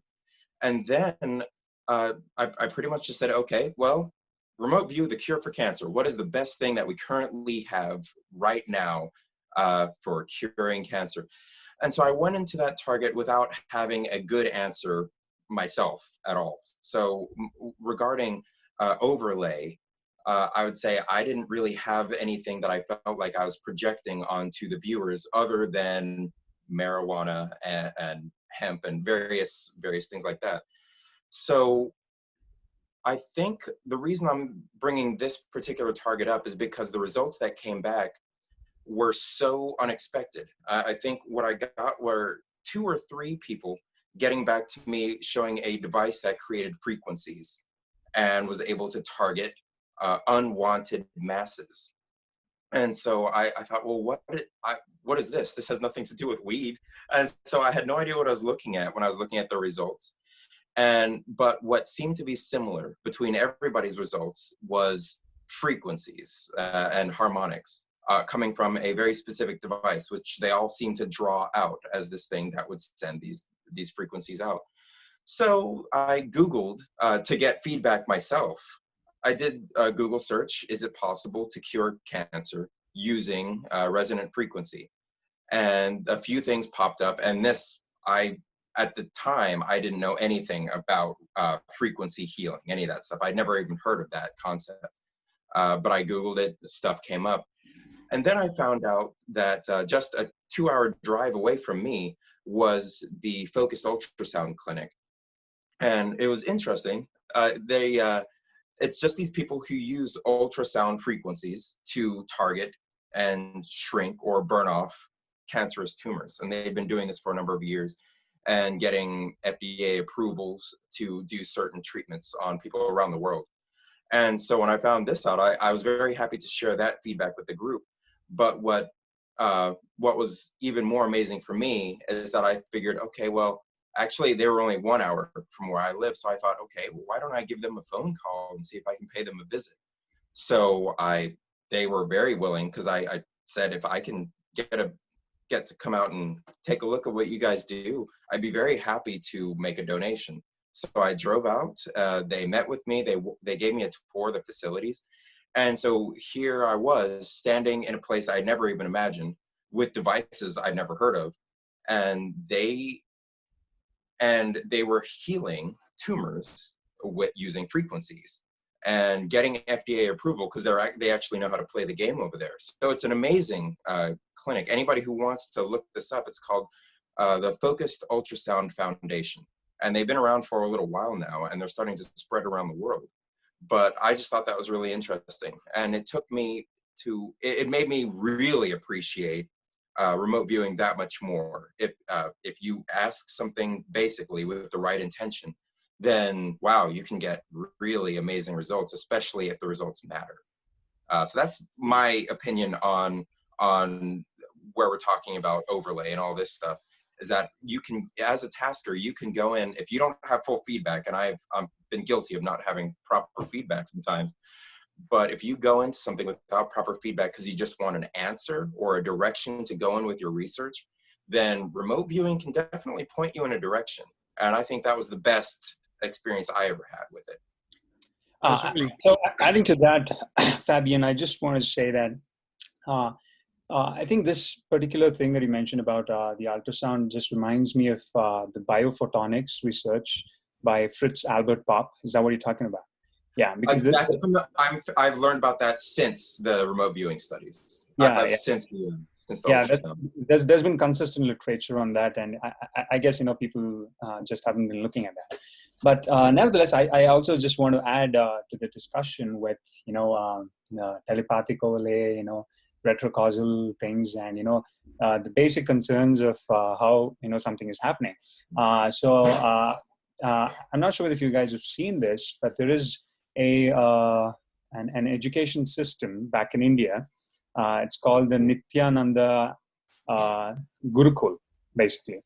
So there, apparently, they teach young students to open their third eye. It's mostly a very religious and a spiritual organization where they speak about third eye activation and things as such. But interestingly enough, I attended one of their workshops recently, and I was there were these young little ones who were basically trying to express their powers, as they call it. So they apparently do blindfold readings, and once the third eye is activated, you can basically do blindfold reading, you can scan people's body, you can do remote viewing. So they basically restrict themselves to do remote viewing in real time. I haven't seen them doing in time specifically. But nevertheless, it was very interesting that I was sitting here in Boulder, Colorado, and I wrote down some equations which nobody else knew there. And it was exactly replicated back there in India, somewhere in South India. And, they showed me in the Zoom screen. I was blown away with, the kind of accuracy that they had. And since then, I've been trying to follow up, and there seems to be a lot of really interesting research going on there as well. They speak about quantum entanglement and mirror neurons, and that's how they learn things apparently. But I don't know, but it was something really fascinating. And, it really added up to how, we talk about, connecting to a collective consciousness or a source consciousness, and then getting information from there.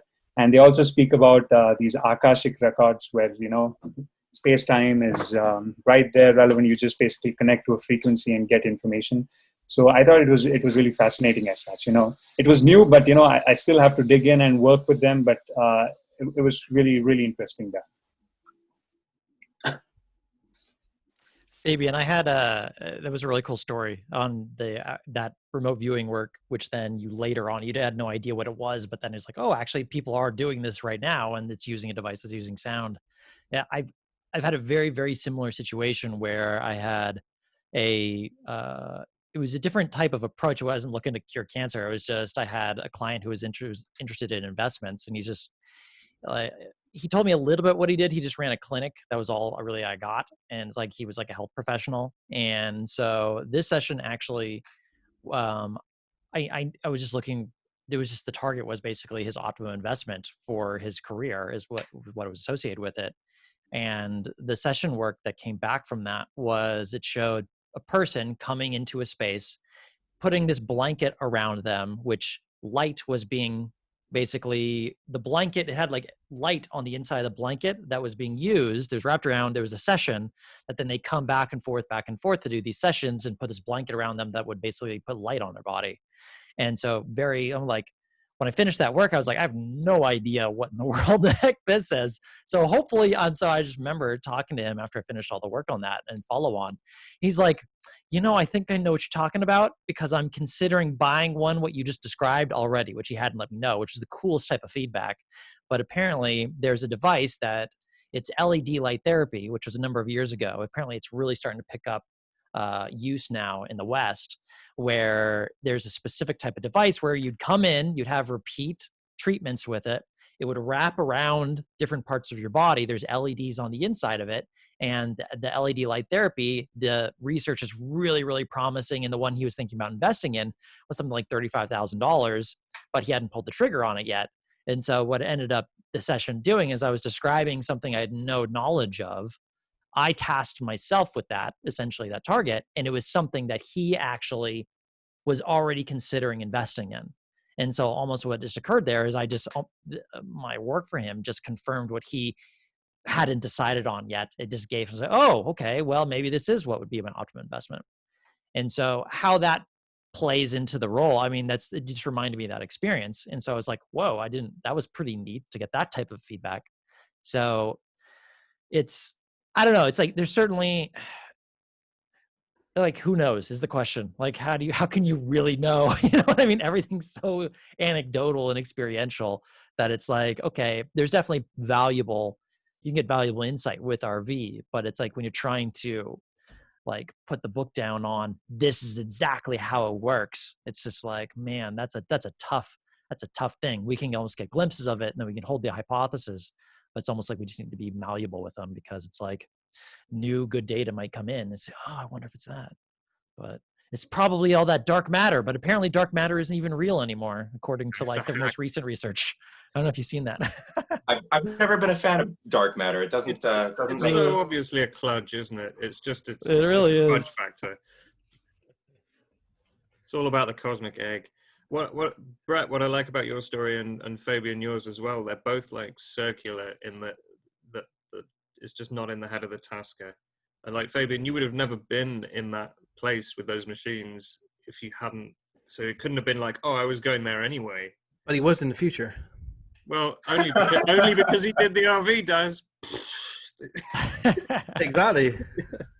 You got to remember, in the world, if this is anything to do with quantum mechanics and entanglement and all that kind of holographic universe, if it is anything to do with it, and it's looking like the building blocks in the universe is, then time does not exist to these particles. They exist in more than one space, in more than one time at the same time. So we may all be, I don't know, just getting information, like Ed May says, information from ourselves and anyone we're connected to in the future, and just feeding it back to ourselves. It's possible. And I think most of the argument with retrocausation and Ed May's research loops around the transactional interpretation of quantum mechanics, right? And I think that in general in itself solves most of the problems. People essentially they just disregard it in conventional scientific communities. They never look at like a forward wave traveling backward in time. There is one problem with it, mind. And I've said this to Ed May and other people. If we are just getting information from ourselves in the future, how can we get it wrong? Yeah. Why isn't it always accurate? Yeah, I mean, I think it's more, that's where you probably have to look into the variables of the observer, the state, the environment. Yeah. So there are many issues according to that, but again, there was one promising research which was done by John G. Kramer himself. He basically set up a physical device, like an experimental setup, to actually testify his theory of whether if we have waves coming back in time. So he was basically trying to achieve a few milliseconds of retrocausal effects in the laser experiments that he came up with. And I think that is one of the very interesting avenues as of such. Because I live right here in Boulder, Colorado. So there's the National Institute of Standards and Technology, the NIST, technologies, where apparently they have been publishing some really consistent results on retrocausal effects, and also more to do with quantum randomness, which is more prevalent in most of our RV discussions. So I think that's one of the interesting avenues that we can actually probe nature, like in the conventional sense. Whereas on the other hand, when it comes to RV, I think, there's lots of work to be done there. Yeah. To be honest, it's complete. I have a question, Daz. I recently got into. It just reminded me of when you mentioned the sessions that they had 3 different outcomes. I've got into it with Herlowski about this online, where I've said you have these world-class remote viewers who have gone to Mars, they've seen structures, they've seen beings, they've seen all this stuff, and he chimes in, I'm a world-class remote viewer and I have not seen that stuff, blah blah blah blah. Is it because he's just not at the right spot? I mean, he can go to Mars and describe things, but he adamantly dismisses that stuff. And I just wonder if maybe he's just not, in that exact spot on Mars when he's looking at these perceptions, or maybe he just can't see these things. I mean, some of these unverifiable targets, without feedback, it's just interesting, the turnout, where he would see Mars, but he wouldn't see this or whatever. I think it's, and this may be why we can't find the route for remote viewing, because it's all down in individual belief. And it's like, the Matrix film, and, what you believe affects your reality. I've seen it with remote viewers. There's been remote viewers, through the years, and you've seen it on the list, and they're like, they listen to a myth, and it's like, you can't remote view and drink a coffee because the caffeine will stop your remote viewing, or you can't remote view something that makes you wealthy, and this kind of stuff. So each of us individually create, and Ingo goes into this many times in all his books, with his reality boxes and stuff. Each of us are creating our own stumbling blocks, our own reality, our own rituals in everything we do. There's some people like, oh, you can't RV unless you meditate first, and you got to get into theta and delta and all this kind of rubbish. And by doing that, you are creating your own stumbling blocks. I think that's where John is in his. He's so adamant that UFOs and aliens and stuff don't exist, that when he's doing his RV, they can't exist for him. He can't see them because it's just not part of his reality. In that, I think you're onto something there. No, and that's also exactly, heard the reverse. That's exactly how Tom McNear ended his working paper on the CRV manual. The whole last 3 paragraphs were entirely about belief. And he told a story about an individual that didn't believe they could view very well in other cases, but they didn't believe they could view through time, and therefore they didn't. And then he made it imperative going forward that people in the unit keep an open mind and not limit themselves with their beliefs. There's also, I've heard the reverse occur too, though, where, there's no feedback for it, obviously, but one of Dames's first proteges, who I'm not going to name, but what I heard is based on his belief system, what ended up occurring is all of his sessions, no matter what he looked at, he started seeing nothing but spiritual entities, demons and angels and all this. In every single session he did, he never didn't pick up on it. And it made from what I heard, is that it made his viewing worthless, because he couldn't, everything was about this like other dimension when he's being asked to say, okay, can you tell me what's wrong with this engine in this car? And suddenly he's off in, hell versus heaven type of stuff. And it's all he's picking up. And so it's like, but it was also his belief system too, was very, let's say, out there compared to maybe what most of us have. And so that ended up bleeding into his RV, and his RV actually became worthless.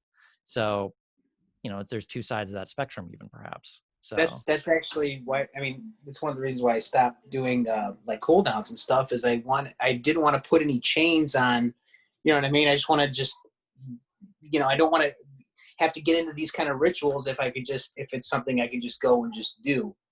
Yeah. It's good. It's good to train yourself for every situation. I mean, for years, I used to spend half an hour of time doing meditation before RV, but for the last year, I haven't done any of that. I literally will just, I'll do some of it here, and like I did one yesterday. I like sitting in the garden doing them, to be honest. And I literally just grab myself a coffee, stick my headphones on, find out what the target number is, and just do it. I don't bother doing any cool down or anything now. But sometimes, I guess if I'm feeling stressed or something, then it would be good maybe to do a cool down first, to get rid of all the details about I'm going to pay the rent or survive the virus or whatever it is. I've given up doing cool downs as well, and it's partly Daz because you said you'd given it up and it made no difference, and I was like, oh no, all right, I've got to, and also time.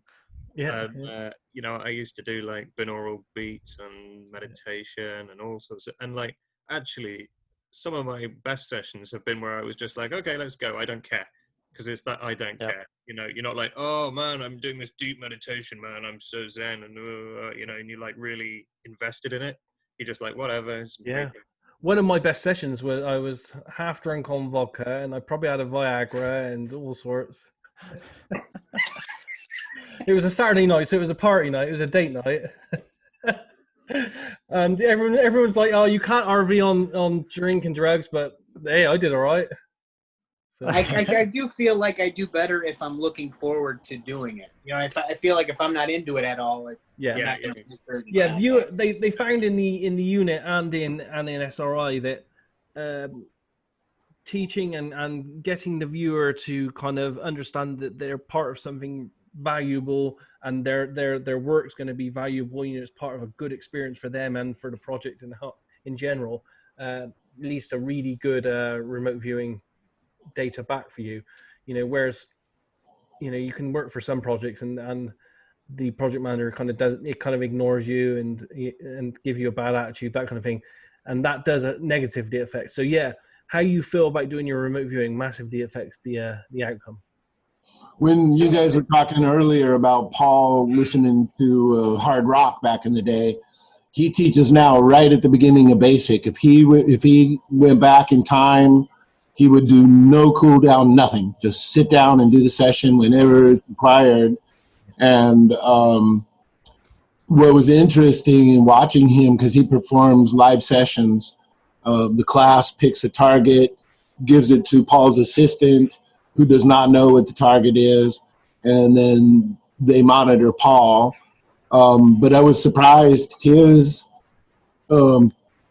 personal inclemency list could be like 15 items. I mean, he's like, okay, I got to pay the car payment. I got to take the trash out. I got, all the stuff that was on his mind, he objectified, put down on the page. And then as a side note, he said, and it makes a great to-do list when you're done with the session. So he goes straight into it. But those things that are persisting, he uses that personal inclemency tool. And so I'm glad, from the very beginning, I've never had any kind of a thing. Like in Paul's class, maybe you've already done 2 sessions, and he tells you, we're going to do 2 sessions today, because you alternate, like you go with Paul for one, go with Bill Ray or Angela for the other. And then you come back from lunch and you're just full, and you're kind of like, and then he says, oh, hey, we have time for the 3rd session. Let's go. And literally in 30 seconds, you're sitting down performing in front of Paul, which is anxiety producing anyway. And literally some of my best sessions in training were when I was tired, or when it just, popped up, okay, let's do a session. Almost like not having that idea that there's something I can do to be better at it. Somehow you just sit down and do it. I don't know how to explain it, but I think the no cool down thing is wise. I think most of the argument here can be, brought down to the brainwave states, right? So the alpha and the theta brainwave states. And there seems to be some pretty strong correlations with lower brainwave frequencies and getting information in space-time. because I remember like last year in June, in the SSE conference, it was Morris Friedman. He presented his paper of these two patients who basically had their frontal lobes removed, which basically is associated with a lot of gamma and waking state awareness and stuff. So they had really strong Psy-hit results in experiments. So I think that is I think I'm kind of like narrowing down to those brainwave states. So that's a pretty interesting approach as well.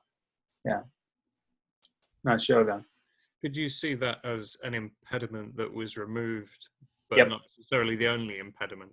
Not exactly. Can they still worry about like paying rent without the frontal lobes? I don't know.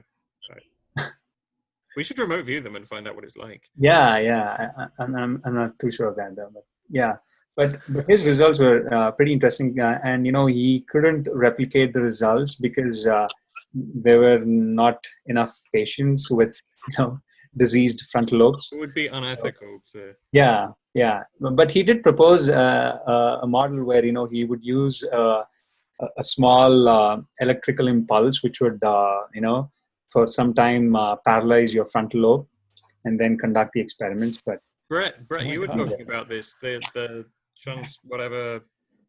transcranial direct current stimulation. Yes, yeah, it's transcranial. Yeah, and that's and I mean that there's been a lot of research on that, particularly actually it's out of California. I forget the university that's doing it, but they've shown there's a lot of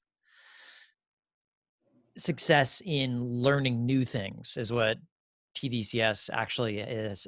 How they found the most benefit. It's someone who because basically what they found is that learning a new language or learning something that's visual is that they can do that 2 to 3 times faster when they're applying transcranial direct current stimulation through. Usually they'll put it on whichever part of the brain. If it's like more math related or left brain related, they'll put it in a certain place. If it's more visually oriented, they'll put it in a different place. And the analogy, well, I guess it's kind of an analogy that they use to what they're doing is every time a neuron is trying to fire, when you get something, when you have comprehension of something, it's like that neuron finally making it to the other end and completing the circuit.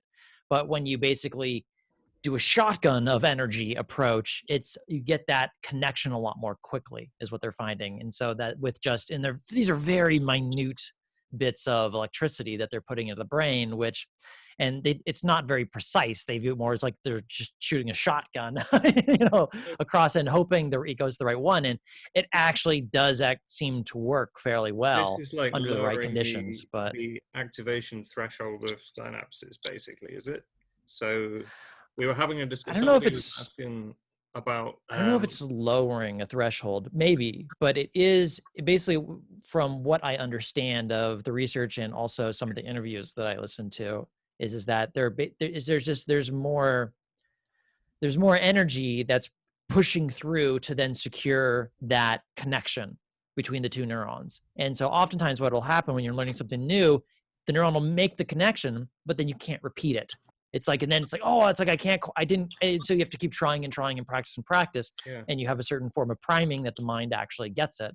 But this shortcuts that a little bit because it increases the amount of voltage you have to use when you're focused on a particular task. The connections are made at a normal rate, but it kind of supercharges them when they happen.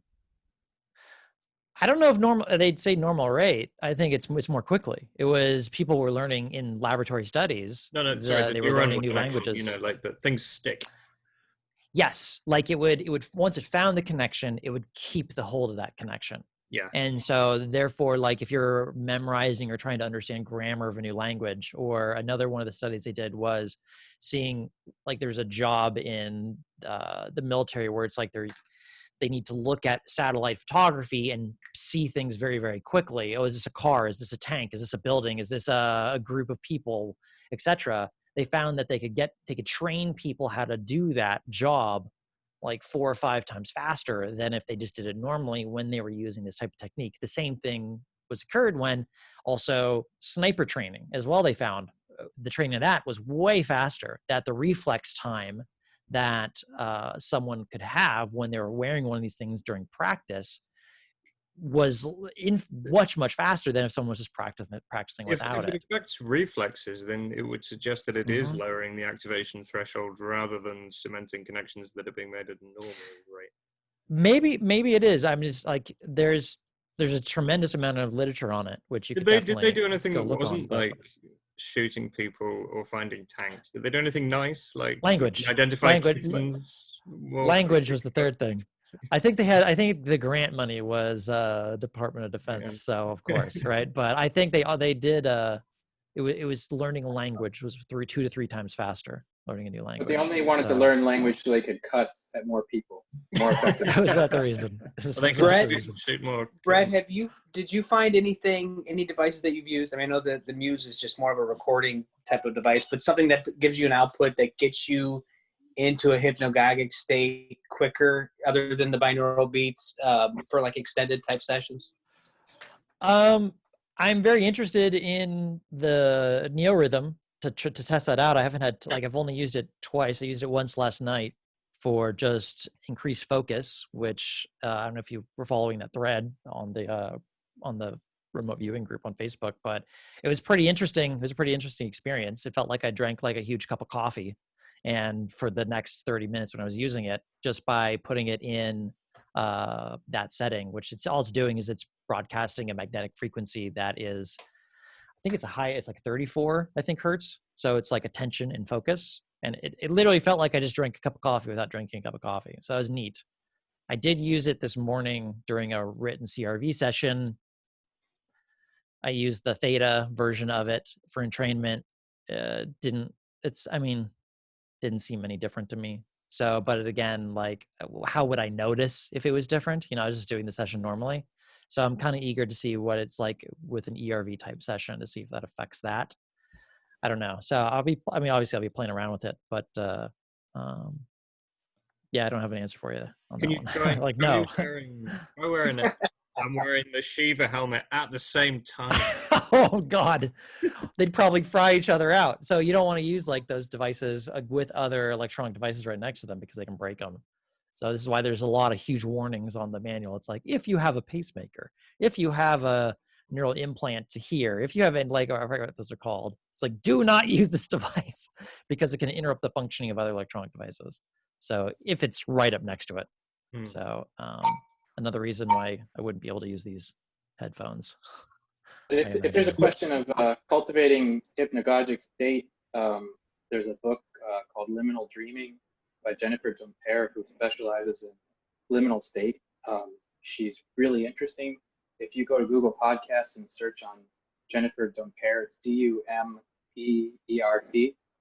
She gives away a lot of her information for free because she's just enthusiastic about it. She's not holding things back for the book, but she goes through some, entheogen type in the aspect of what might enhance hypnagogia, and she has some herbs. Some of these are the same as that are used in lucid dreaming, but there's one mugwort that she says is really good for hypnagogia. I've tried it and I just projectile vomit, but it also was recommended by Prudence Calabrese. Yeah, I tried mugwort, and it's actually quite trippy. I mean, it has a tradition of use by like witches and things in kind of like. It bumps up the lucid dreaming for sure.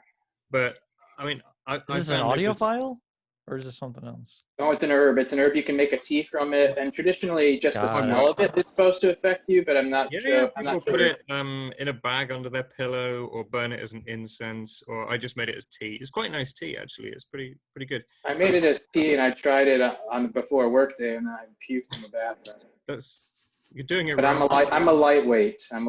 Yeah. I mean, I drank it and I was like, oh, I can feel, yeah, I'm definitely in a trippy state of mind. I can see why witches are into this.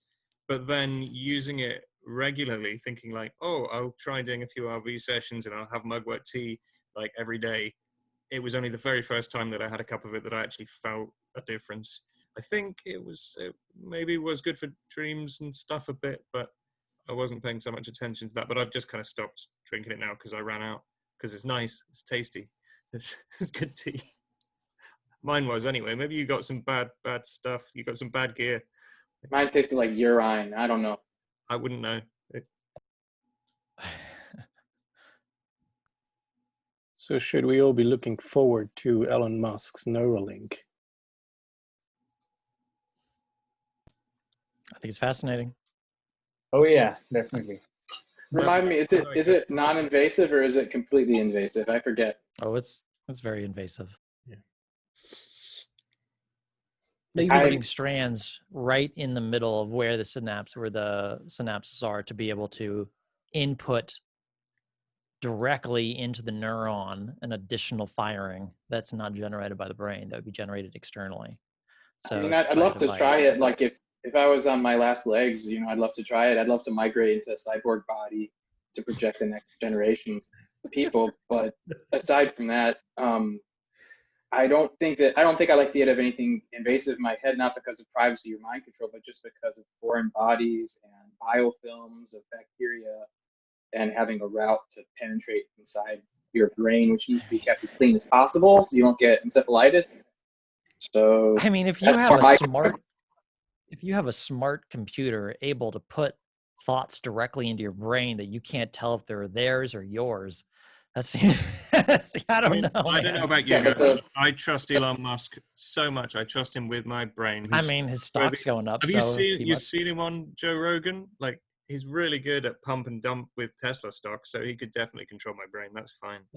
It's the meningitis I'm worried about. That'll kill you before the brain control. You're paranoid.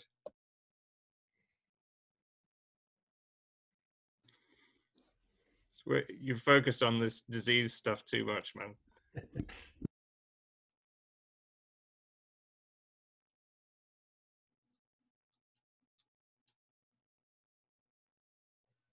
You could become like a zombie, I suppose. If it did kill you, it could reanimate you. Cyborg zombie. You'd have like self-driving mode. There you go. And you'd just off to work in the Tesla factory. No, man, off to drive the rocket. Daz, another question for you. Does coffee make any difference in your viewing? You mentioned vodka, but what about coffee? I think your mic is muted, Daz, or not plugged in, maybe? Nope. I've found coffee good. Pro Calabrese recommends coffee, but says make sure you hit your caffeine high and don't be viewing when you hit the low afterwards. I'd view with and without. It's fine. So speaking of coffee, Daz, we still can't hear you, man. Yeah. The Men in Black have got him. Like a ray. And... Stop here. He spoke against the Tesla. The ABC are here to cut your communication, Daz. Can you hear me now? Yeah, we can. Too many leads.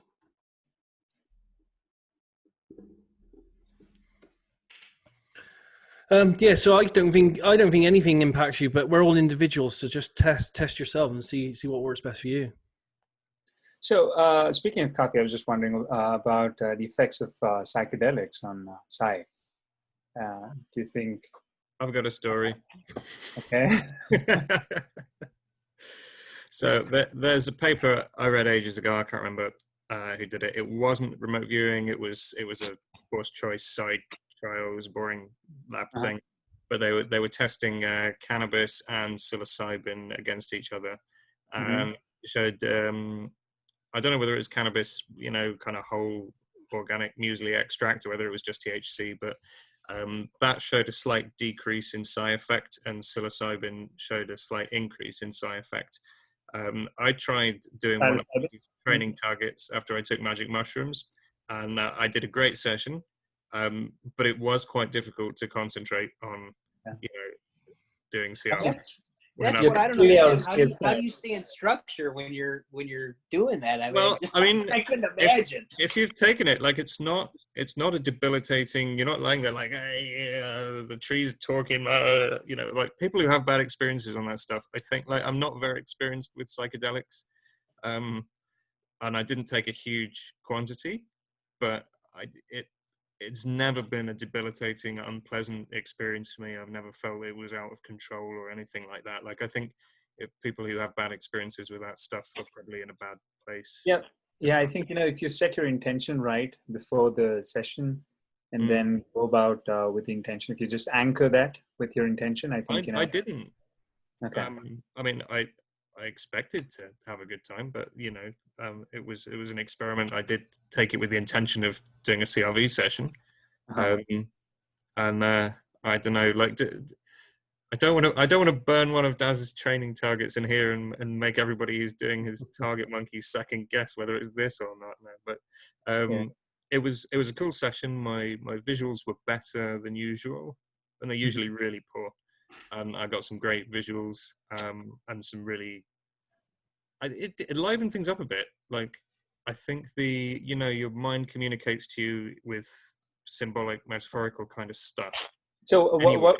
What was your perception of time, though? Like, were you out of space time, or like what was? No, I didn't have any weird shit like that. I mean, it was quite a modest dose of psilocybin. It wasn't, like taking a load of acid or anything. I was in the room, like I wasn't. I think if I'd closed my eyes, things would have been quite colorful and exciting, but things were not seriously heavily distorted. I was intending to do a CRV session, right? I wasn't like, oh wow, I've lost. I don't know. I don't exist. I have no face. I know CRV. Like. So you get more visuals? Did you get sounds and stuff too? I can't remember. I can dig the session out if you want to play some elevator. I mean, I think it's interesting. I think it just, I think it would be hard to stay in a structure, but I don't know. I never tried it. Microdosing is all the rage nowadays for effectiveness and productivity and stuff like that. I'd be interested to know if at a low enough amount that it's not really hallucinogenic, if it still had any effect on clarity. I mean the quantity I took wasn't seriously hallucinogenic. I didn't open my eyes and look at physical reality around me and see it distorted particularly. It was kind of maybe like distortions in your feeling about your perception of space, but like everything was in its normal place. None of it was alive. None of it had eyes. None of it had gone all like Google Deep Dream and fractally and weird and like. It wasn't nothing was doing that. Yeah. One thing to consider with any physical, physical prop, what are you going to do outside of and away from your body? The entire idea is to become stable perceptually without a body. So the drugs, the equipment, and I am with Brett on the training wheel notion. I use biofeedback. I don't use it for myself any longer, but I do use it with my session partners, only to a point where you recognize your own signal. The drugs, everything, nothing that you're implementing to your body is going to do 1 ounce of good when you're separate from your body. So I'm assertive about that because I think so many people who have an experience contingent on a body or any enhancements thereof, when you leave your body, that is where you have to have yourself together. That is where you have to be stable. And that is the state you will be interacting with a lot of things, and some portion of those will be things that you don't want to interact with, but will need to. So with the Neuralink, all of that stuff, we talk about the brain, let's talk about the mind. The mind is with you before you acquire a body. The mind is with you after that body ceases to exist. What are the effects of these things on the mind? So yes, shortcuts are great. We all want them. But honestly, if we're really talking about spiritual growth, at some point, we will probably quit depending on bodies ourselves and just simply be. So, but Russell, I think then you're not a proponent of the whole, the plant has a spirit and it wants to teach me type thing, because if that's the case and the spirit of the mushroom is there to guide you. And I mean, there are weirder things out there, like from a spiritual point of view, like Russell, I don't want you to think I'm advocating this. Oh, no. You know, and I don't want you I don't, for the record. I fully believe everybody should explore every possibility for themselves until either they find out it works or until they're exhausted. But to agree or to, you change your name. Now it's Spin Gricket. Goodness God, I'm glad it did. He took psychedelics. It's made him go. It looks like a federal witness protection program background in a shadowy face, but that's cool. No, to answer your question, I know somebody that spent great amount of money, went to a 30-day ayahuasca thing in Brazil, I believe it was. They had incredible experiences. And yes, when you are resonating with the plant frequency through ayahuasca or whatever, by resonance, you will get information off of the things connected to that frequency. Now, on the flip side of it, the reason he had to come see me was because of negative side effects that followed him home and became invasive to his life, that we then had to sit here and for 15 to 19 hours deal with that and breaking those connections. Russell, do you think like that psychedelics this is like my understanding, it's not at all a strongly held opinion. I want to know what you think about this, that psychedelics kind of blow the doors off. You know, we were talking about mental illness and schizophrenia in particular earlier, like all the filters are down, the firewall is switched off, and like just everything's pouring in. You know, is that how you think, you know, that your friend had come back with God knows what? Well, there's one short answer and one medium long answer. The short answer is what I believe. I'm not a neuroscientist, and God knows I don't have the expertise. So borrowing from a book called Transcendental Mind, I'm trying to remember, the woman who participated in it is involved in remote viewing, and then the man who was co-author, he spoke at the 2018 IRVA. I don't have the book handy or I'd pull it out. So it's the first book accepted by the American Psychological Association for approval in curriculum Muse that addresses the mind not as a product of the brain.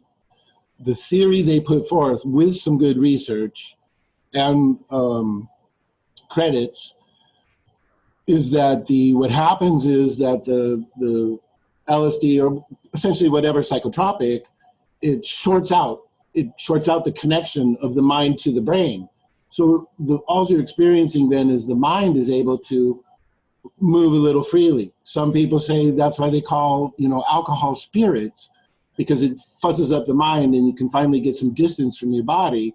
And that's what's responsible for the increased perception. Now, as public confession, in my younger years, growing up in the 60s, 70s, so forth, I did LSD, I did mushrooms. So I've done plenty of that stuff. Now I wouldn't touch it if you paid me, but that's just a personal preference. I'm not at all in any way judgmental about it. I think it's necessary when people have that yearning to bring that yearning to a conclusion naturally.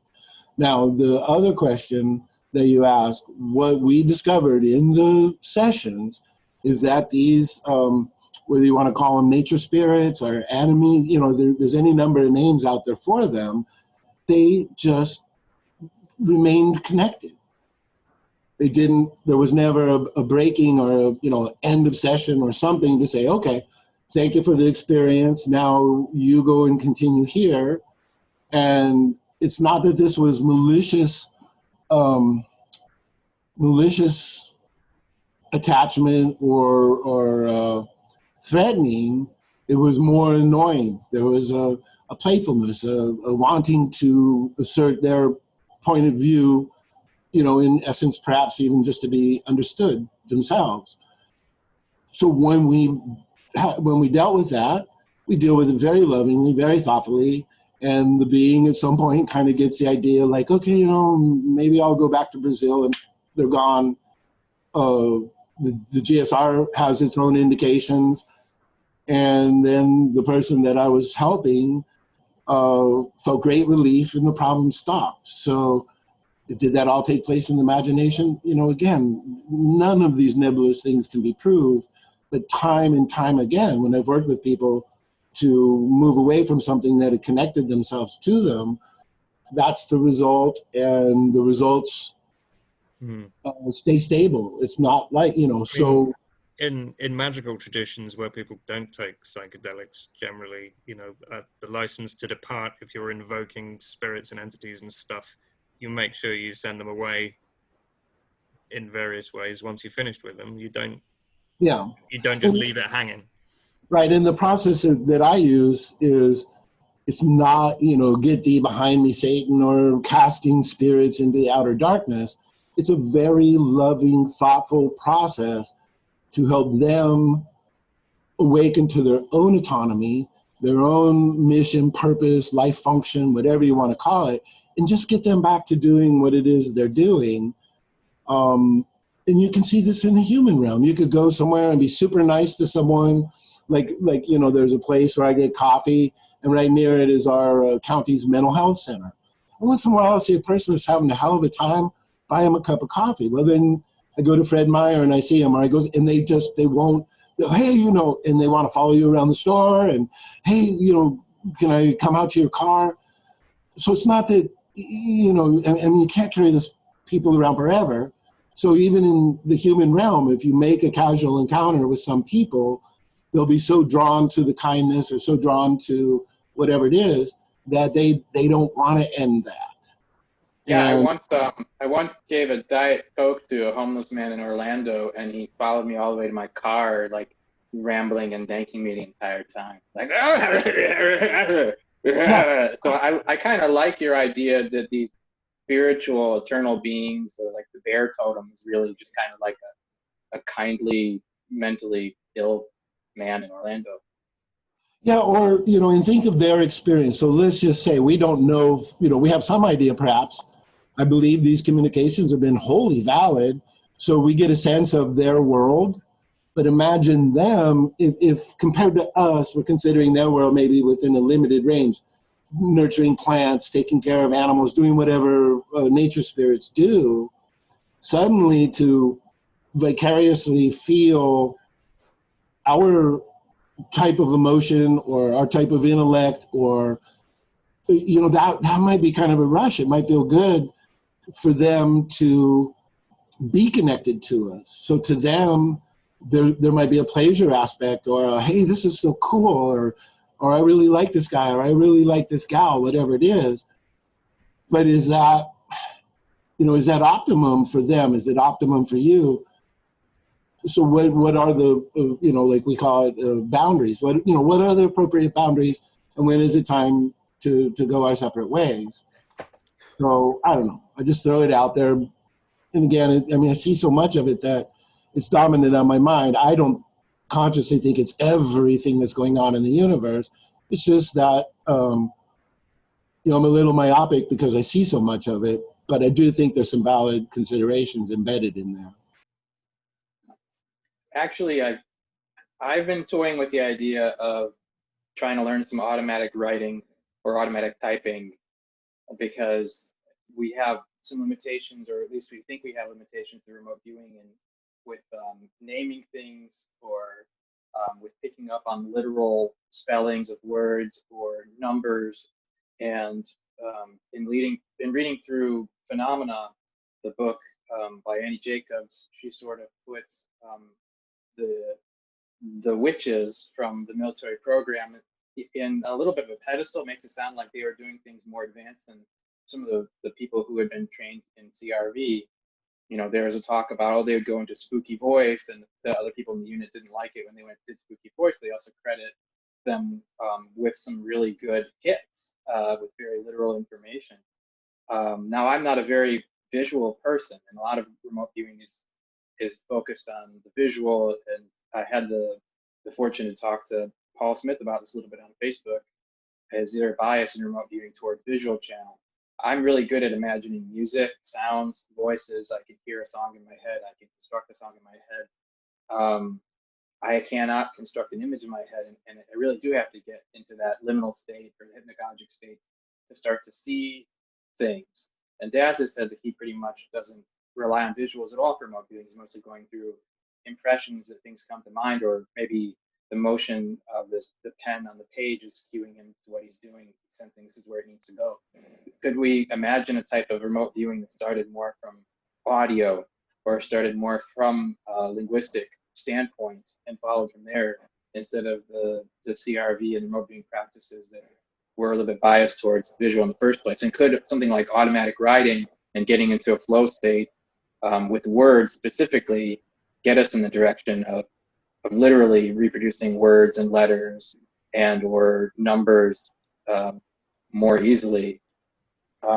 Aside from channeling and automatic writing being sort of linked with the occult, I'm not sure why there was such a distaste for it in the unit. When I read Paul Smith's book, I get the impression of, oh man, we had worked so hard for like the last decade and a half to try to separate the occult from everything so we can continue to get funding, and then they bring in a channeler and they're going into spooky voice, and that's going to mess it all up for us. So now we're going to get, you know, the religious nuts jumping on us and pulling our funding. But aside from that, and the office politics about favoritism that Paul sort of seems to talk about in his book, and so also in Phenomena, aside from that, is there anything wrong or any objection to using automatic writing or inspired writing in RV protocol? Has anybody tried it?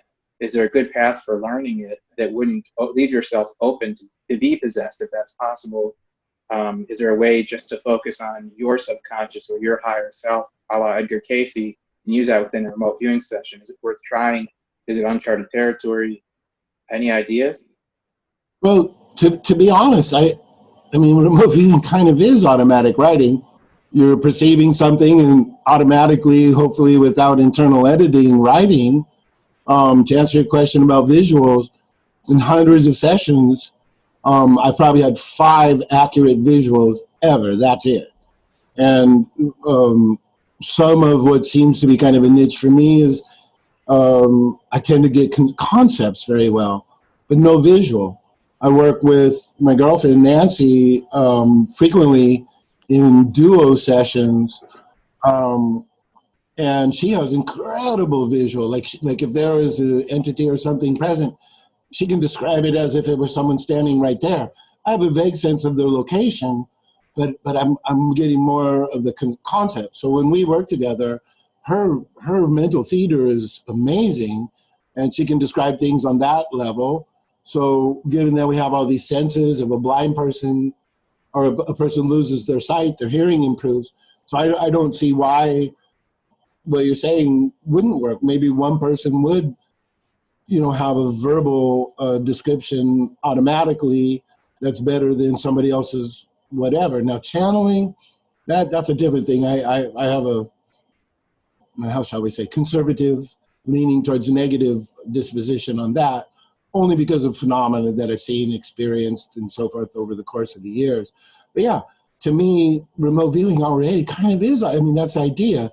Get the perception, write it down. So I mean, I think that there are 3 types of things that I'm understanding are kind of in the realm of automatic writing. One would be channeling, where either you're speaking, something's speaking through you, right? You are the venue through which something else is speaking or writing information. The other, automatic writing, would be you're getting out of the way and you're going completely into like a subconscious drive where your ego is gone and words are coming out, but you're not even consciously thinking about those words. And then the third kind, I think, was what I understand is Edgar Casey's idea is there's a higher self, a hidden aspect of yourself that has more knowledge and more understanding and wants you to succeed and is benevolent. And in inspired writing or inspired speaking, you would be allowing that higher aspect of yourself to speak, and that one might be more informed than just your subconscious than his point of view. So I think he didn't feel very favorably about automatic writing. Automatic writing may or may not be correct, and then channeling would be allowing some other entity in. And so I definitely am not interested in the channeling idea of letting some other entity drive, but getting out of the way so that I'm not even thinking about what I'm putting down on the page. I'm just putting things down on the page. Seems very interesting to me, especially as a kind of a flow state. Well, but that is CRV. Yeah. Well, think of an ideogram. I mean, that is literally your subconscious controlling your pen. CRV was never meant to be visual. If you get any visuals, they're AOLs. You whack them to the side. Well, I know, but there's still a little bit of a lag many times of you get an impression and then you're deciding AOL or not AOL. I'm writing it down. I'm putting it here. Like there's lags, there's fits and starts. Whereas what I'm imagining is you just keep going and going and going and typing and you're typing not and typing. deciding how to move your pen. You're just sat there looking out the window, and But there's only a lag because you've only been doing it what X amount of time. Okay. The more you do it, the less lag there will be, and essentially, the CRV process is the same. You do turn off. You do actually 100%. Like I've done. I don't even know how many sessions, but when I sit down to do a session, there's no thinking that goes on at all when I'm sitting down. I just I'm writing nonstop until the end, and oftentimes I don't even remember what I did at the beginning of the session. I look back at the page, I'm like, oh, that's right, I did this drawing. I totally forgot. And typically, I feel when that happens, when I forget what I wrote at the beginning of the session, those are typically pretty good sessions. And it's because I'm just not in the way. I'm just it's a complete stream of consciousness process with zero left brain editing, which is what But also the page before doesn't bias the page ahead. Like AOLs just go before, don't they? So that is interesting to me because for me, being entirely pretty much self-trained, I always think of CRV. The key to that is weighing your impressions. And do I put it over here or do I put it over to the side as AOL? And then that's the secret sauce that you're evaluating. So, but it's always I appreciate that.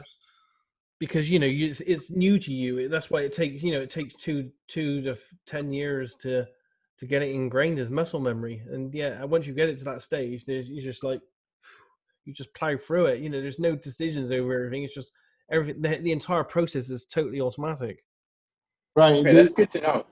One thing I think is interesting is all the methods, at least all the ones that I've seen, and correct me if I'm wrong, if anybody knows any different, but every well-known successful remote viewing method has various commonalities, but one seems to be like the aperture idea where you're getting small bits of information, bigger bits of information. Is that true? I mean, am I correct in that assumption? I think like it's one stage built upon the other. I mean, nobody's going into remote viewing and they're, you know what I mean? They've got all this, big information right out of the gate. It'd be like an AOL. I mean, it's the idea of time on target. The more time on target that you have, oftentimes it allows you, since you have connected to that site for a longer period of time, is when you can start beginning to get higher concepts associated with it. If you start to put the pen to the paper, it's less trustworthy, I think, if it's out of structure and you're getting like super high level data in the wrong place. And I mean, typically in these methodologies, you're trained in a way so that you can recognize that automatically and keep going. And so instead of trying to get hung up, at the very beginning, I have this super complex situation with an argument between two people and one's a boyfriend and a girlfriend. You have this whole thing. It's like, well, are you in structure? Are you doing this within the methodology? Because the methodology was designed in a very particular way so that you don't have to fight with that. like there's a time and a place for high level data. Let it come through when you're there. When you're not there, focus on where you're at. And so it's very much, Daz has it, obviously he knows more than anyone here. I mean, this is exactly it. The visual data you throw out, tip for the most part.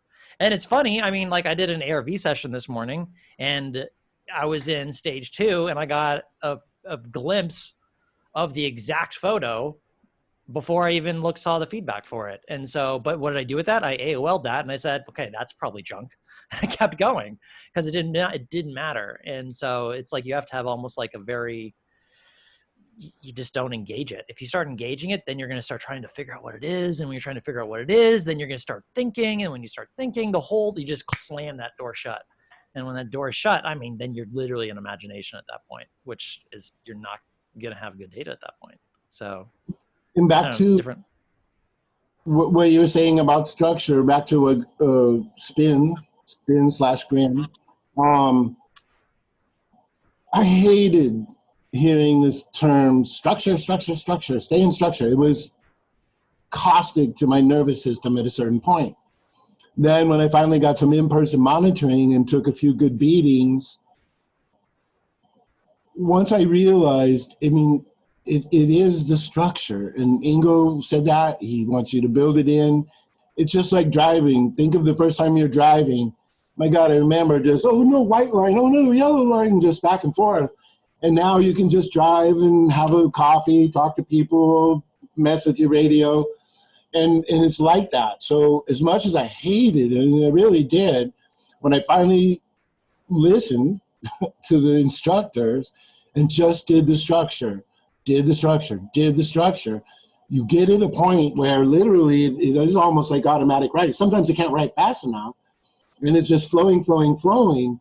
But I'm kind of above, away from, or outside of it.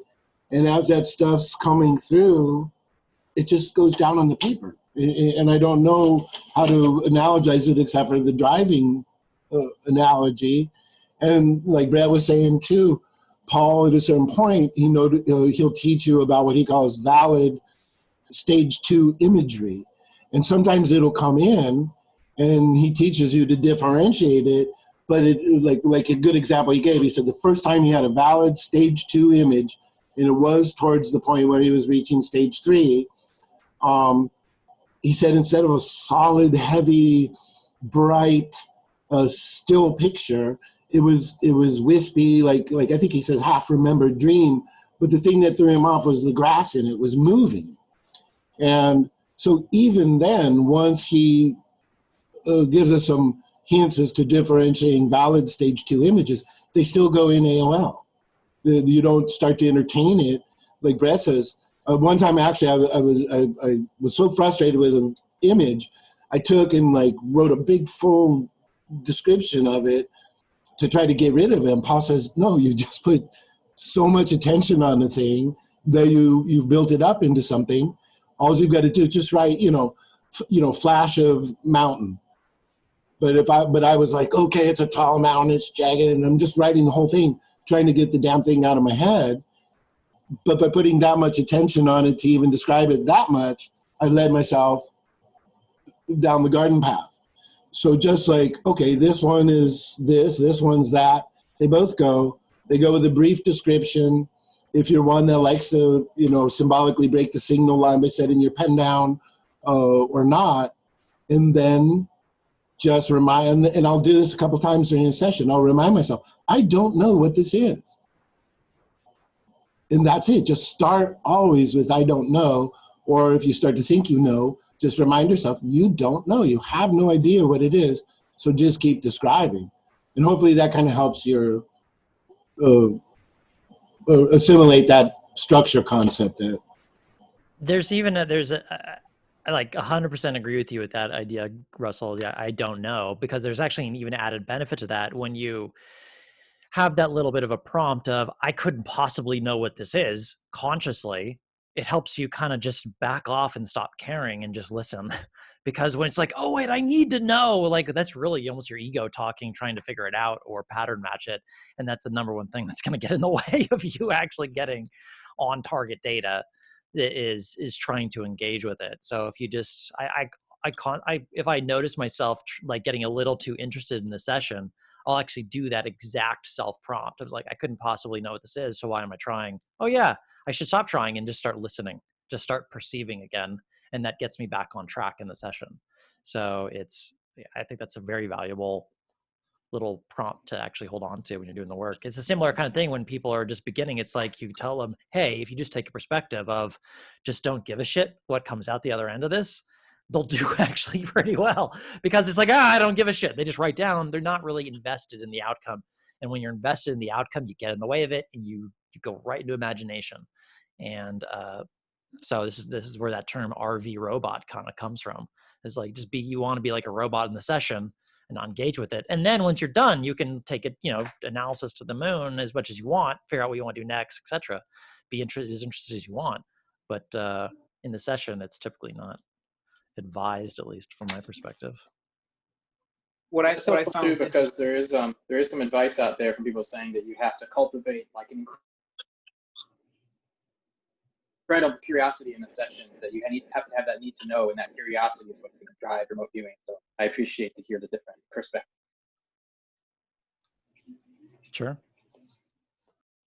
Dave, sorry.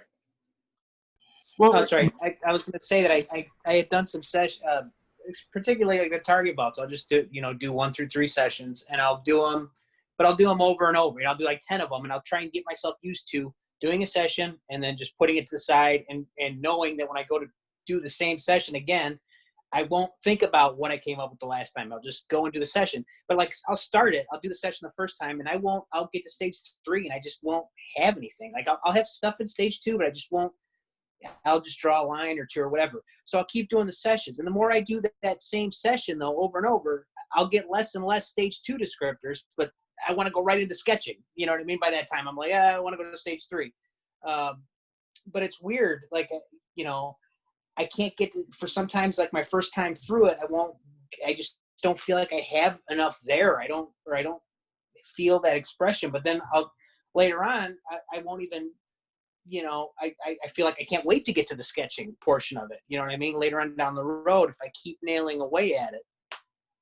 But that's if I'm like on signal, if I'm really on signal with the target, and but it's just interesting how I'll go through the same target. I can't get anything to sketching, and then I'll do the same target a few times. And by the 4th or 5th time, I can't wait to get to sketching, just interesting. Is that about the importance of taking a break, maybe? Because it seems like Russell Targ will say, it's important to give your viewer a break and give them time so maybe new impressions can come in. Or the other thought is, when I look through some of the old CRV documents from military days, they'll might redo the ideogram and the stage 2 multiple times before they finally do like ideogram stage 2, stage 3. And so I tend to do that. I do that a little bit with my playing around with ARV. I do ideogram a lot of times until I kind of get a feeling, even just to get to stage 2.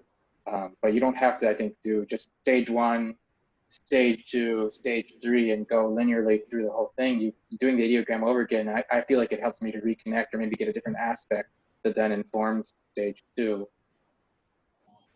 Well, I've always wanted to ask Daz this question. And before I do, Spin, one thing I want to differentiate, the people that are talking about sessions and so forth being driven by interest, that's different. Interest is different than trying to figure it out.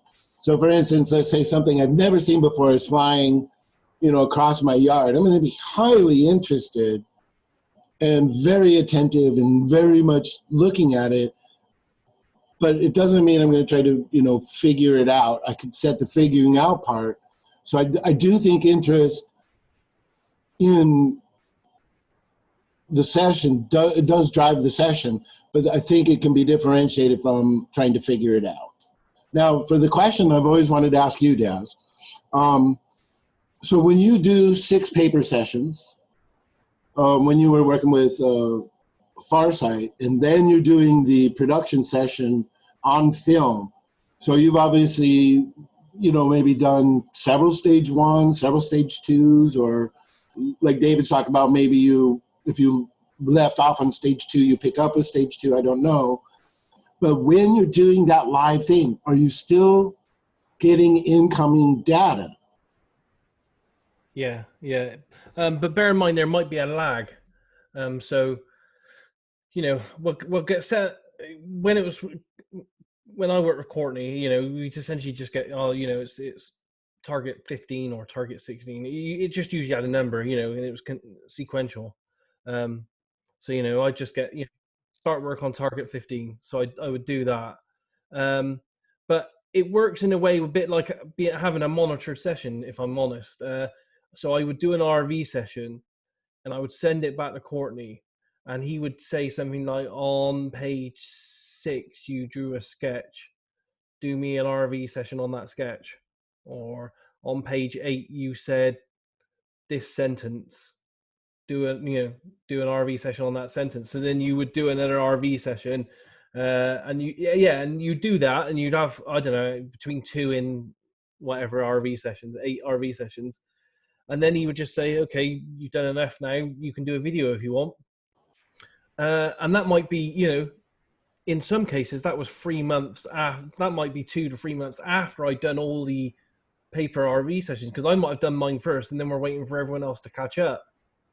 So there might be like a 2-month lag or a 3-month lag. So I would essentially then, after, you know, because I would, after that time, I'd forgotten what I'd done 3 months ago. So I would literally have to sit down with 6 RV sessions, just give them a quick scan and say, okay, yeah, that's what the target was. And then just stand up in front of the whiteboard and just try to let the flow reestablish. But yeah, new data would come through at that stage. It is almost, and that's what I tell people, the whiteboard is like a stage 6 modeling type thing. You know, the kinesthetic effect of standing up, interacting with the whiteboard. Not only that, you know, because I'm doing it from home, I'm also the sound man and the cameraman and the light man as well. So you're thinking about setting all that up, and while you're thinking about doing all that, it's taking your mind off the target as well.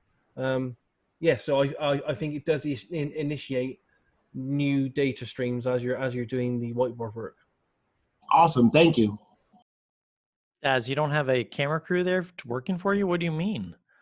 I've only ever had a camera crew here once, which was a TV series promo we did. I gotcha. Who's doing all the makeup? Well, if you could see, I'll tell you, if you could see what it's like behind the scenes sometimes, you know, because you got the whiteboard you have to set up, because I usually set it up in a living room or something. Then you have to make sure you got 1 or 2 cameras working, so you set them up, and you have lights as well. You know, you have to get the lighting right for it all, and then you have to hook up your microphone, and of course, then you have to do a test to make sure the microphone's working.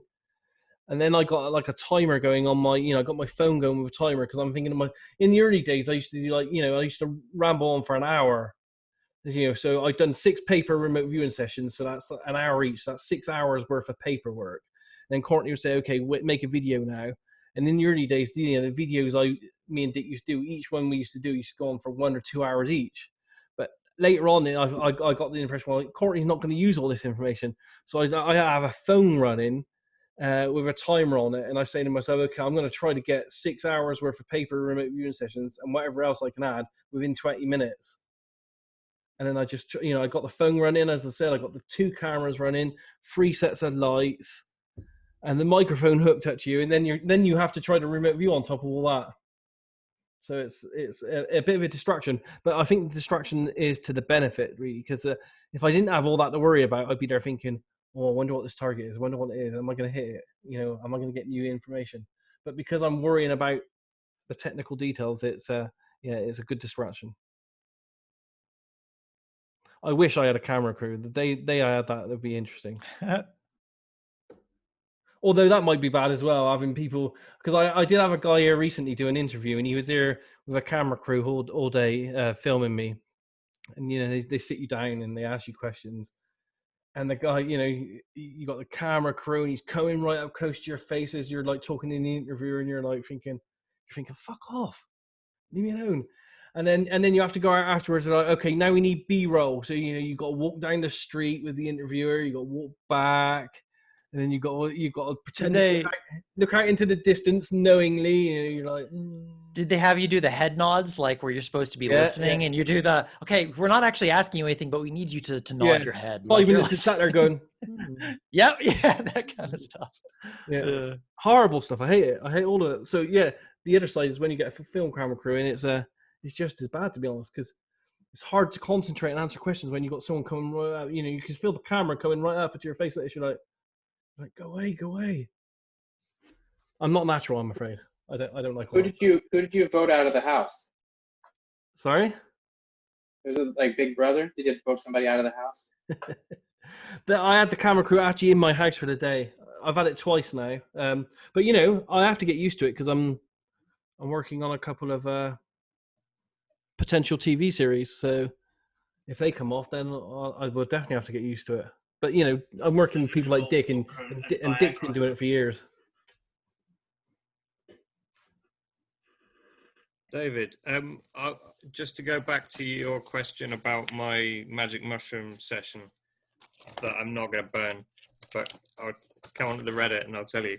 I did get sounds, and it occurred to me. I get the impression of sounds anyway. Like, it occurred to me that all of the stuff, the visuals are very good. I think it reduced AOL rather than, I have achieved this level of visuals occasionally, but there's no noise in here. There's just loads of sketches that are all totally like on, and they make sense.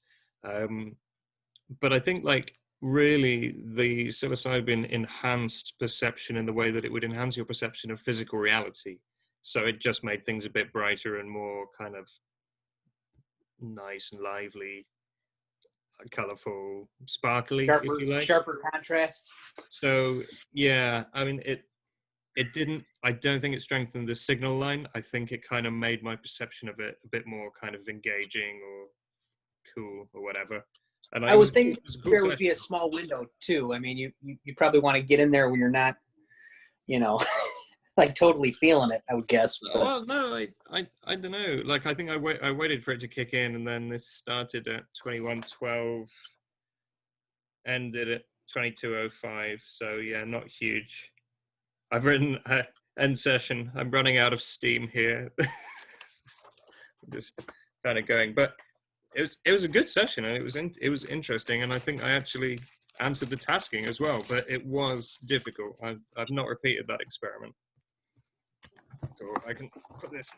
I'm glad you've gone back to psychedelics, because I was wanting to share something. The day after I came back from an ayahuasca retreat, I did a session, because ayahuasca is very it's strong. It doesn't make you tired, like you were saying before, David. And I did a session, and I had very, very good perception. So I was very much on target, but as you say, the perception is enhanced. But at one stage, I did a lot of research about where psi came from and whether it was connected to the pineal gland or not. And so I was working on all sorts of things to enhance the work of the pineal gland. And the one thing I found was homeopathic ayahuasca. So that's in diluted drops, and that's supposed to keep your pineal gland clean. And I took them for a long time, and I really think it did enhance my work. And I also won't view if I'm drinking. I won't drink if I have to view. I won't have any alcohol at all. And I definitely think that marijuana is no good for viewing. But microdosage and, as I say, homeopathic ayahuasca, I think are I'm exactly the same as you. I tried viewing when I'd been drinking once, and actually this was another one of Daz's training targets. I can't remember where it was. It was like, I don't know, it was a temple or some stone thing somewhere, and it got really weird really quickly. Like, I had this perception that I'd like popped my head up through a hole in the floor and was looking around this room. Like, it was not normal RV kind of perceptions. And then about 5 minutes later, this session's just going, and then I'm like, shit, there's something behind me. I could feel a presence behind me, and I'm like, just screw this whole thing. I'm not, just, no. So then there's another thing. I don't know whether I got it from the book Luminal Dreaming or not, but it's passiflora. So as an integrator, passiflora is also very good for raising your general level of availability. But as I say, try the ayahuasca in homeopathic drops. It makes a difference.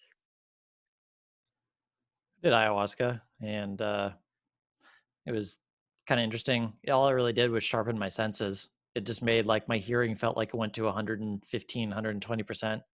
My visual acuity, like I could see things really clearly.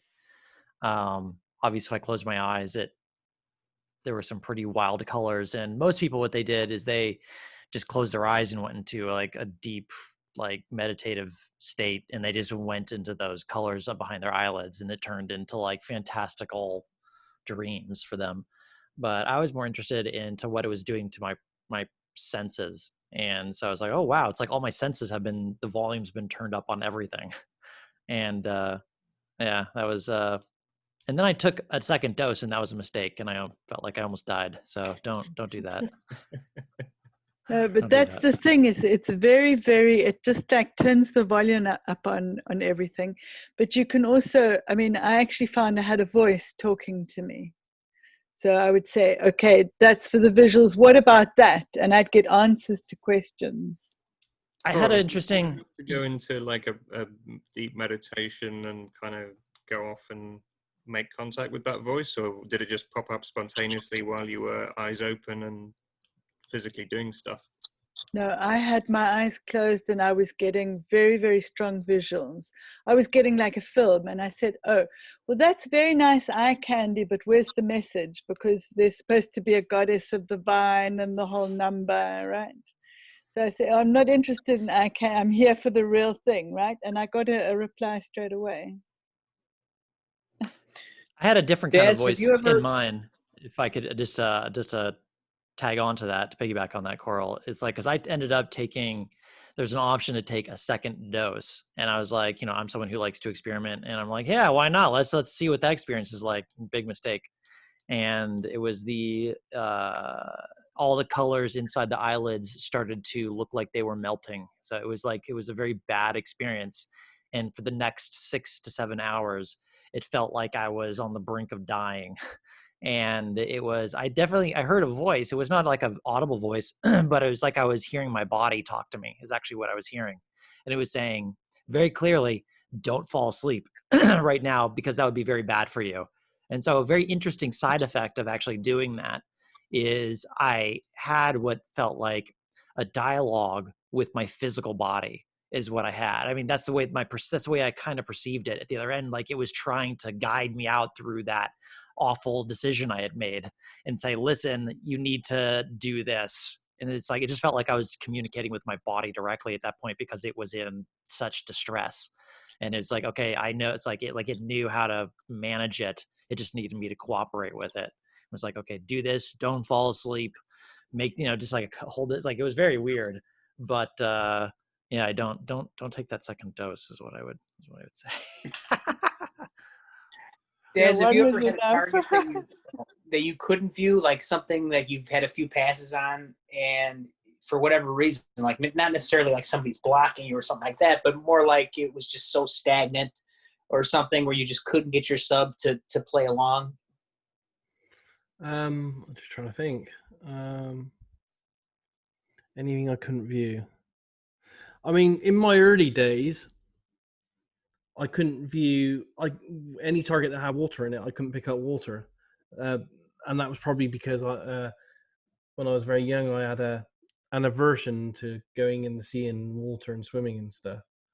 But at some point in my adulthood, I kind of decided to change that, and then I ended up liking it, and so I can see water at targets now. But no actual target. I don't think any single target has been an aversion to it. No, I don't think so. I actually gave myself a water, just an RV water issue, and it was because I'd just got stuck in AOL drive of the sea loads of times on targets with no water at all and definitely no sea. And then from that point on, every time I felt water or tasted anything salty or heard seagulls, I was like, no, AOL, it's junk. We're not in the sea. We're in the desert.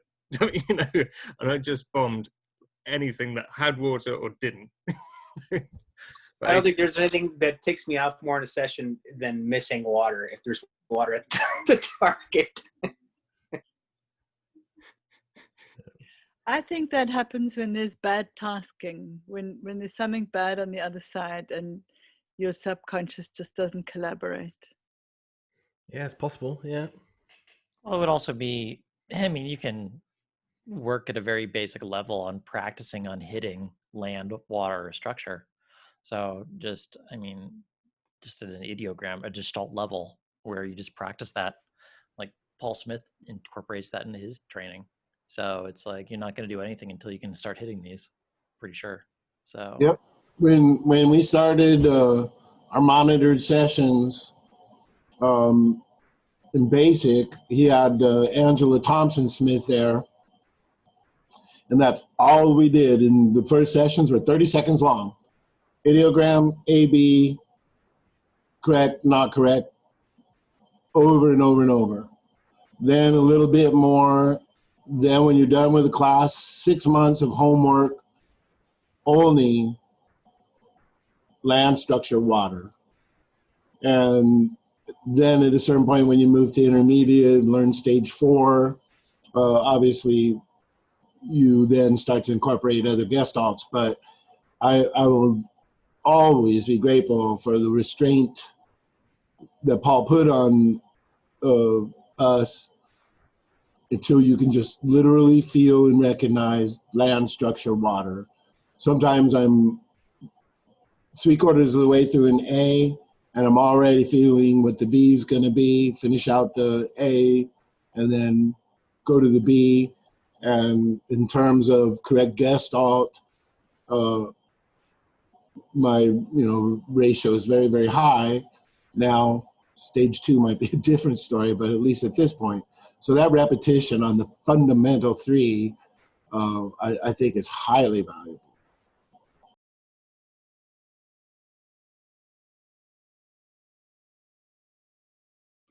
Okay, there's a question here about TDS, but I don't think anyone here can answer it because John Knowles left early, and he knows the best about TDS. And the question was, the TDS method didn't have AOLs.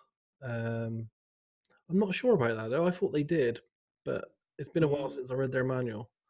My understanding is they didn't, and just went, write everything down. The viewer is never wrong. AOLs have something in them, but I tried that, and I've gone back to writing down AOLs. Yeah, I'm not sure. I'll have to check on that. I know Prue felt that every session was correct, and that if it didn't look like it was on target, then there was something in the mechanism there, and they were always on target, or something similar to that. But yeah, I didn't agree to that either. But I mean, like getting AOLs that are data that's too detailed for the stage you're in, or just feels wrong. And yeah, there could be data in the AOL, but I just want to write it down as an AOL and then maybe stage 5 it later if I can be bothered. I don't want to go, oh no, that's data. That's proper. I know this is junk. I want to put it to one side.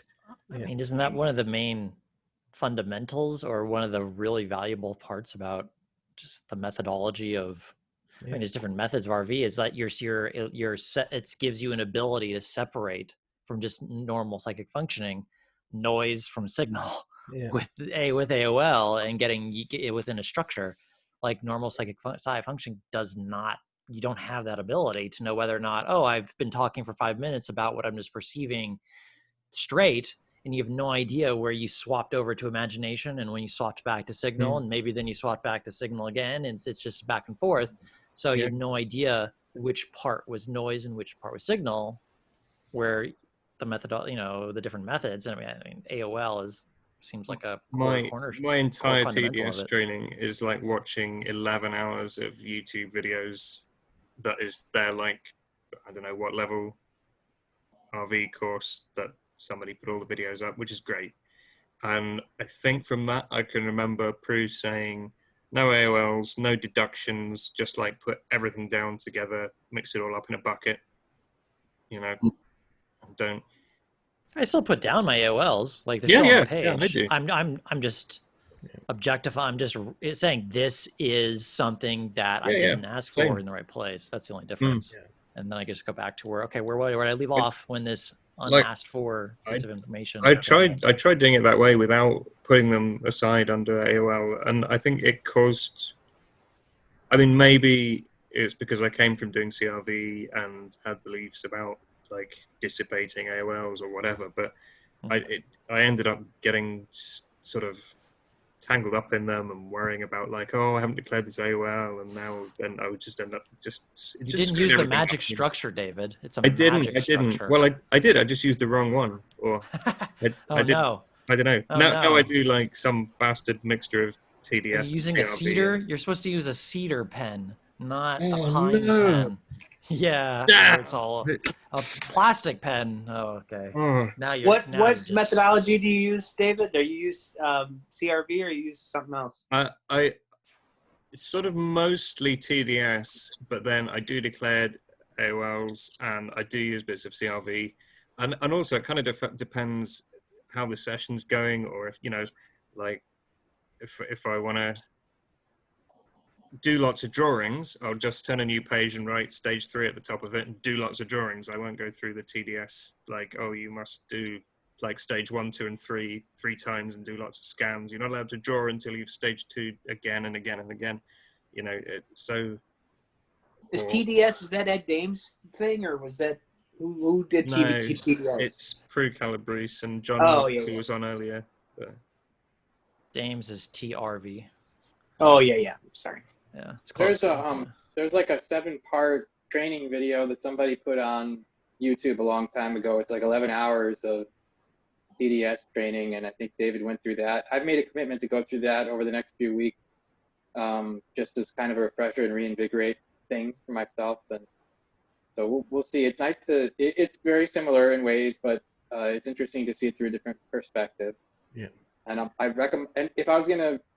I feel like, hey, this is copyrighted material. It's on YouTube. Should I be using this? But on the other hand, I've seen the other remaining viewers from tDCS refer to it in forum posts and kind of point people towards it. So I get the impression like it's okay for us to use it. And the only way to really learn tDCS right now is to go to John Vivanco and let him teach it to you. We don't all have that option. So. Is that also a lexicon approach? Is Paul the only one doing a spontaneous approach to their ideograms right now? No, tDCS do spontaneous. Do they? Do spontaneous as well. They're blended. TRV is also spontaneous. Yeah. The tDCS training videos that Ben Grin was just talking about. I hear you, Dave. You're muted. Oh no, I'm not. It looks like, you could answer this, Daz. When I watched Courtney's stuff, it looks like the SRV is spontaneous as well. I haven't done it for years. I did it way back in '92, and it was then. When you watch them, I mean, they've got the number written on the right side of the board. Then they write it and just fire right into, and then, go ahead. I don't watch. I haven't watched any of the Farsight videos. No, I stay up with them. The correspondence right now between I've joined your Patreon and their new streaming service. The correspondence is mind-bogglingly uncanny in strange areas, not areas that someone would say, okay, there's going to be some political upheaval. There's going to be the one I just sent you. Remember the about the ancient sites. Yep. How the hell could two completely unrelated groups, even groups that might not be user-friendly to one another, so I follow them. I've enjoyed their new products, but they seem to be using spontaneous. And then Dick Allgaier also seems to be using spontaneous with his Hawaiian remote viewing guild. Is that correct? I don't know much about their technique either, to be honest. Okay, well, it seems, I don't see any repeating patterns or, so forth. So it seems the majority of RV and its RV and derivatives all seem to be doing spontaneous. Well, they're all spontaneous. The tDCS videos, but somehow whether or not there's a lexicon, are not spontaneous. They're like do one of 6 ideograms for like land, water, subject, blah, or mountain. In case it's a mountain, that's an important thing, isn't it? Like one of the choices. One of them's a mountain. So is that tDCS? Yeah. This is on the training videos that are up on YouTube, like the 11-hour marathon, which I think is 2002.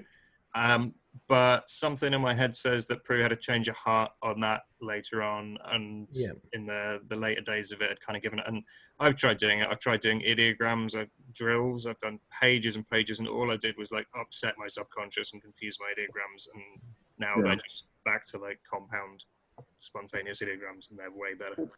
When I say spontaneous, I mean non-lexicon, you know. Yeah, well, they're non-lexicon and compound, like it's just like mountain.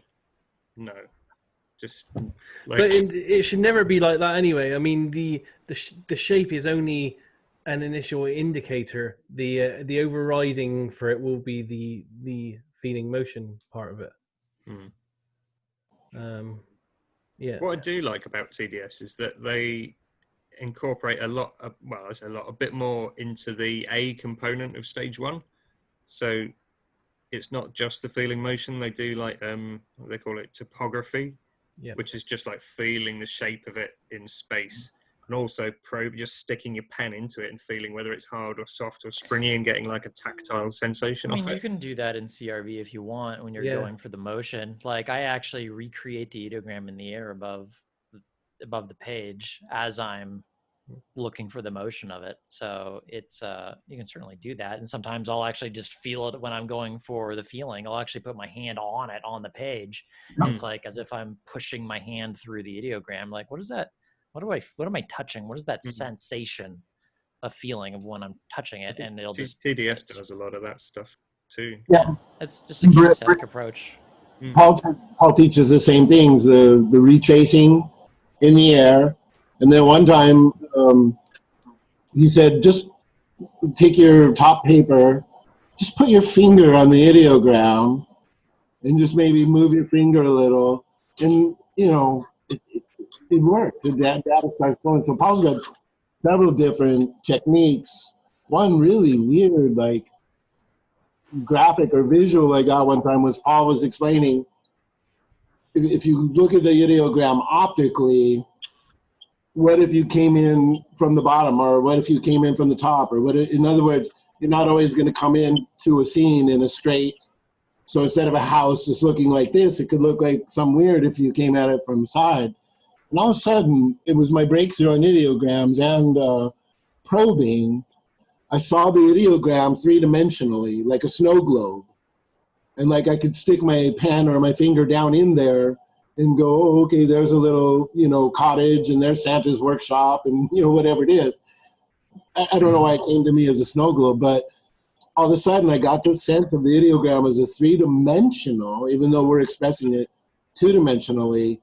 And so if you came in from here, it's going to look one way. If you came in, I'm working with a viewer right now that it's the most amazing dang thing I've ever seen. So she always comes in from aerial. And it's just mind-boggling. Like, you look down and the target, let's say, is a building over here.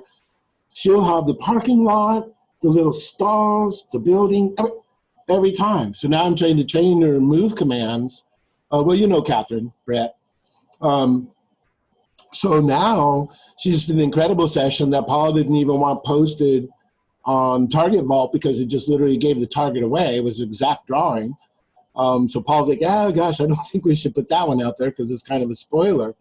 But now she's learning to come down out of that aerial view, which is taking some time and some intention, and then giving herself move commands, which has changed everything. But it's just amazing. Her first sketch is literally like almost always from 1,000 feet, and a really good rendition of what it would look like from 1,000 feet. Like she's always coming in at the optimal position.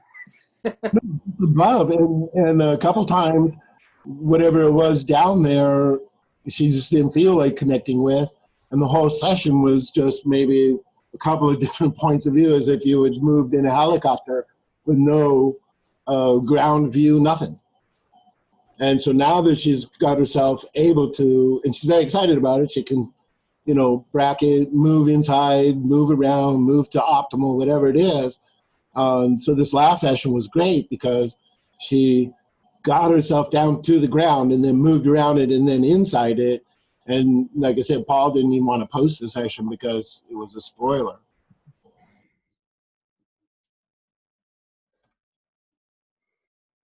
Is she an architect? No, she's our housemate. She is, I don't know how to put it. very, very sensitive, very empathic, very wonderful. You know, I mean, she's shocked. Like when she saw the feedback and that one, she started crying. So she's very emotive, very, when she gets interested or she connects with something or someone, she's pulling the dad out of it. I don't know how else to describe it. Her very first sessions were out of this world way back in the day, and then she lost interest, and then has retrained from TRV to CRV just by virtue of the fact that we had Paul's training videos here. And when I monitor, now Paul's having her do double-blind sessions without me monitoring.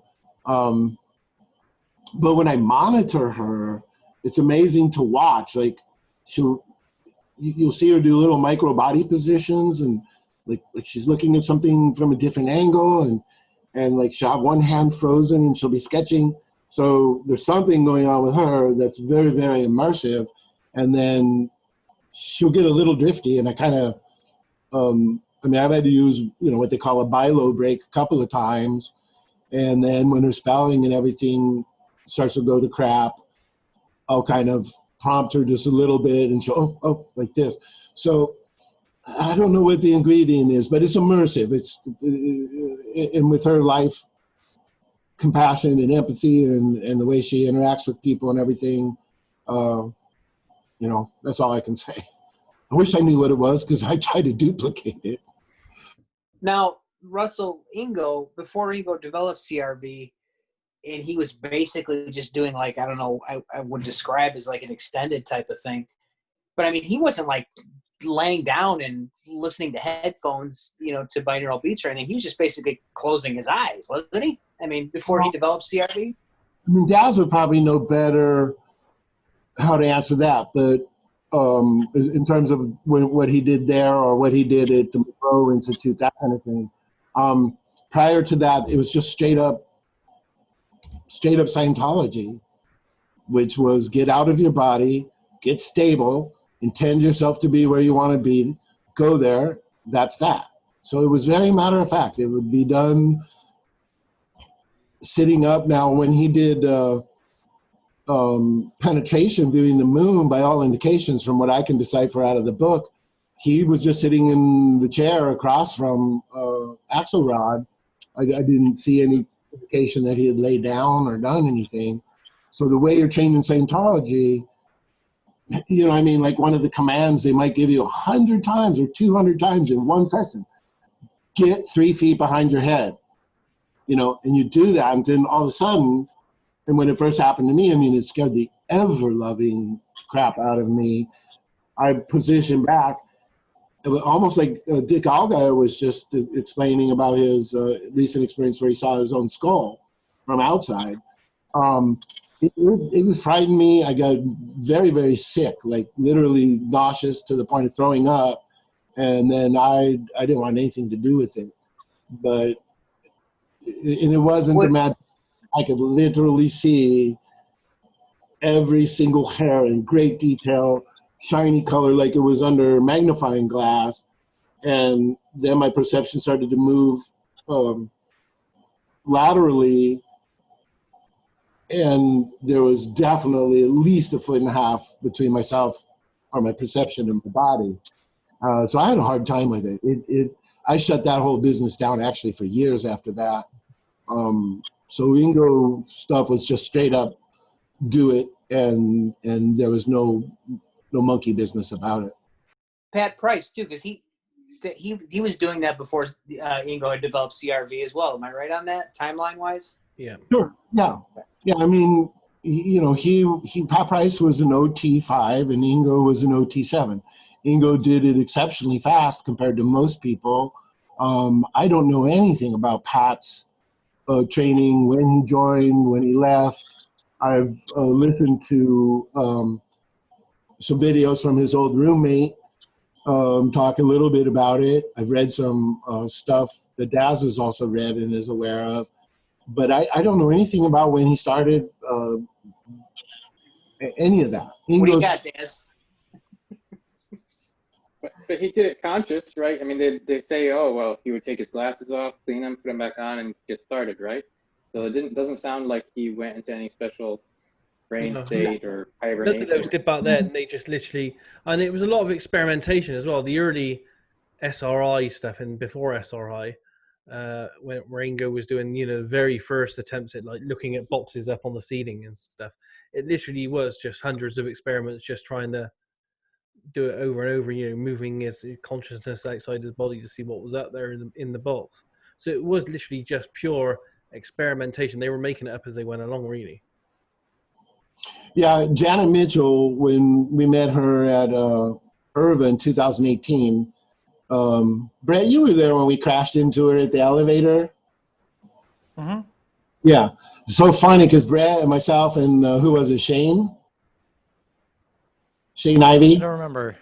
Yeah. Shane Ivey, sports better. So we were standing there, and Shane had said, "What is the next speech or speaker that you're interested in?" And I couldn't wait to hear Dr. Mitchell speak. And Paul had found her and brought her out, and she'd been, kind of private for years. And so I said, well, the person I most want to see is Dr. Mitchell. And right then, she literally came around the corner and crashed into the three of us, kind of bounced off me, and then she saw the name tag. And so she said, well, I'm trying to find out where the international remote viewing, and then nobody's here. I can't find anybody. Well, everybody was out at Bigelow's thing on a field trip. So I told her, I said, well, I'll make you a deal. She goes, what is it? And I said, I will show you where the conference room and get you oriented, but you have to have lunch with me. And she said something sarcastic, like, do you always pick women up in the hallway? And I said, no, I'll explain. So anyway, I got my deal where we went to lunch together, and she literally got tears in her eyes when she was talking about the 7-Up can. When she said Ingo had tried so hard, he literally would work until he sweated. And when he came back with that 7-Up can that was inverted, which I guess was like his first accurate sketch, but she told some stories. It was massive amounts of work. She said she'd never seen anybody as dedicated to Ingo in terms of repetition, persistence, showing up every day, trying and trying and trying and trying, no matter how many times it failed. So, I mean, it's not like he just went bing and that was the result. In his archive files that are in the University of West Georgia, he's got some photos of just projects he was playing around with after he left the military project.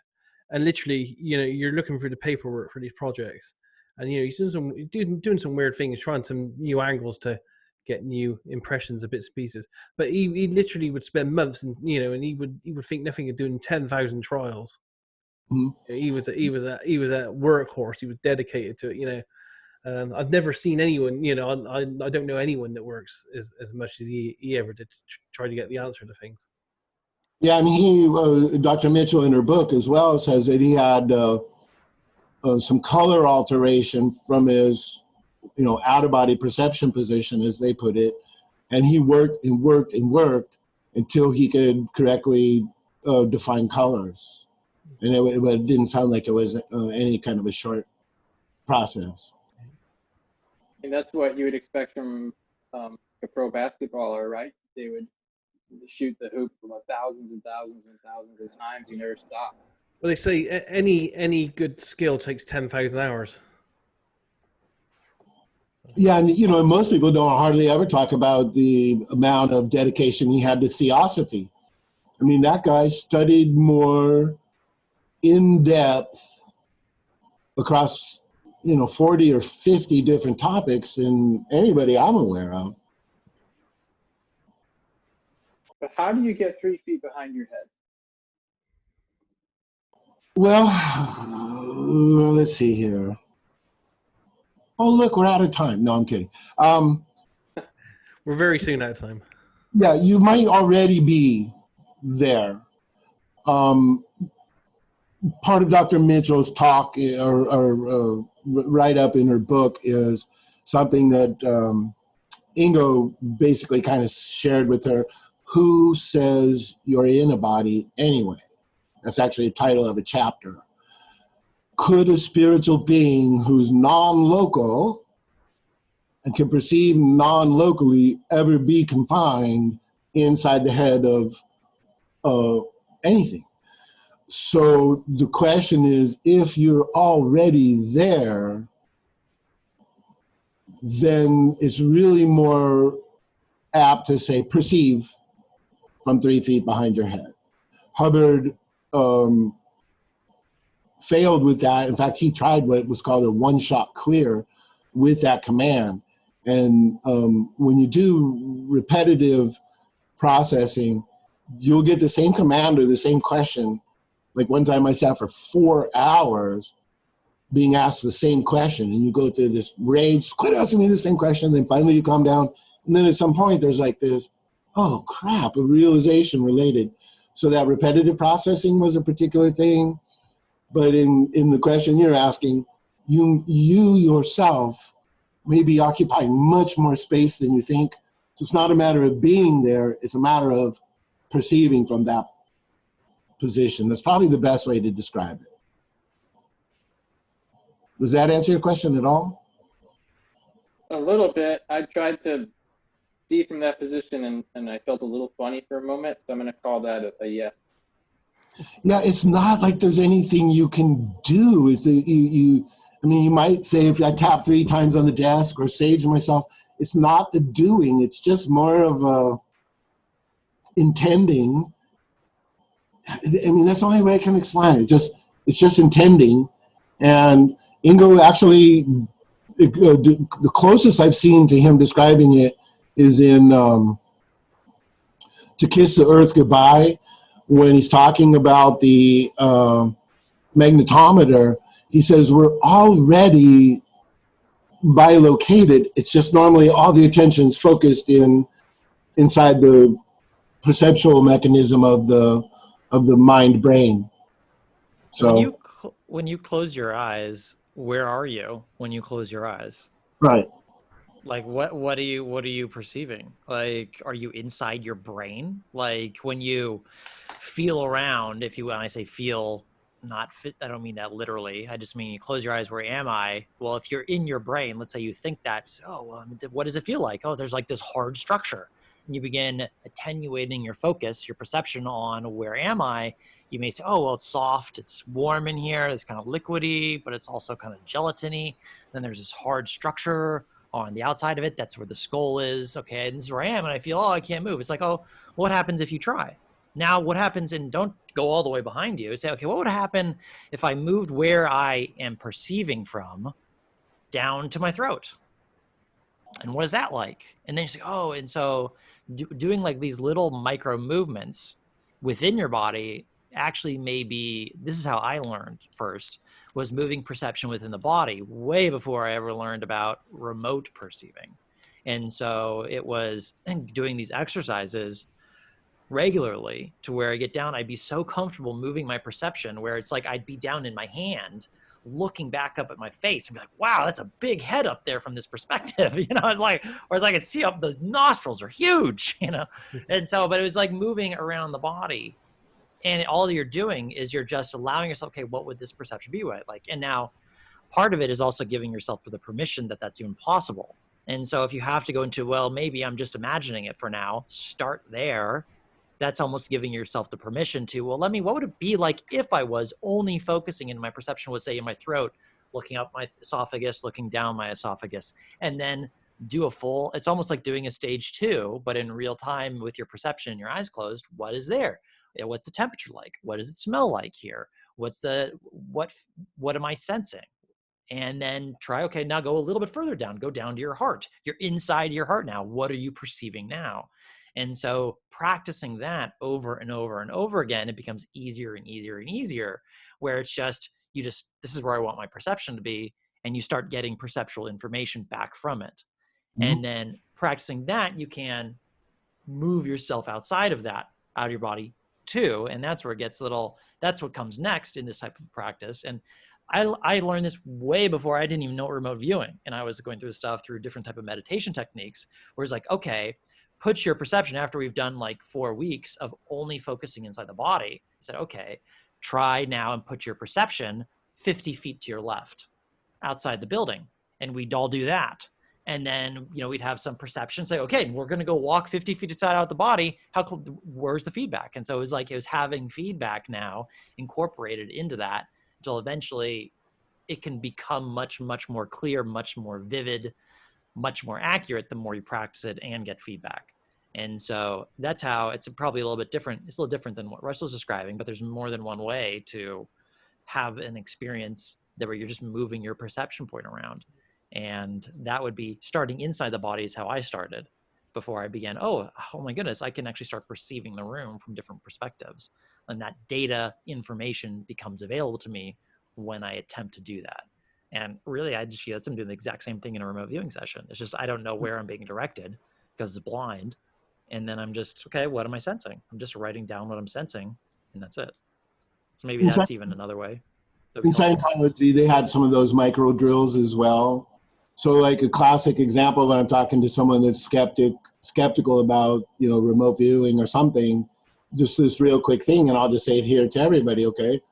Become aware of your right foot. That data was there the whole time. Your right foot was sending those signals to your brain. Your right foot's been there the whole time. Hopefully, everybody has a right foot. So just the directive, become aware of your right foot. You placed your attention down in your right foot, so to speak, and became aware of it. Nothing had changed with your right foot. It's just where did you place your attention?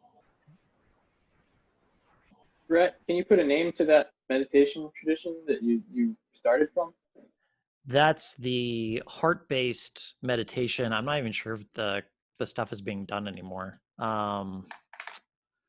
It's like heart-based. Oh shoot, I forget. It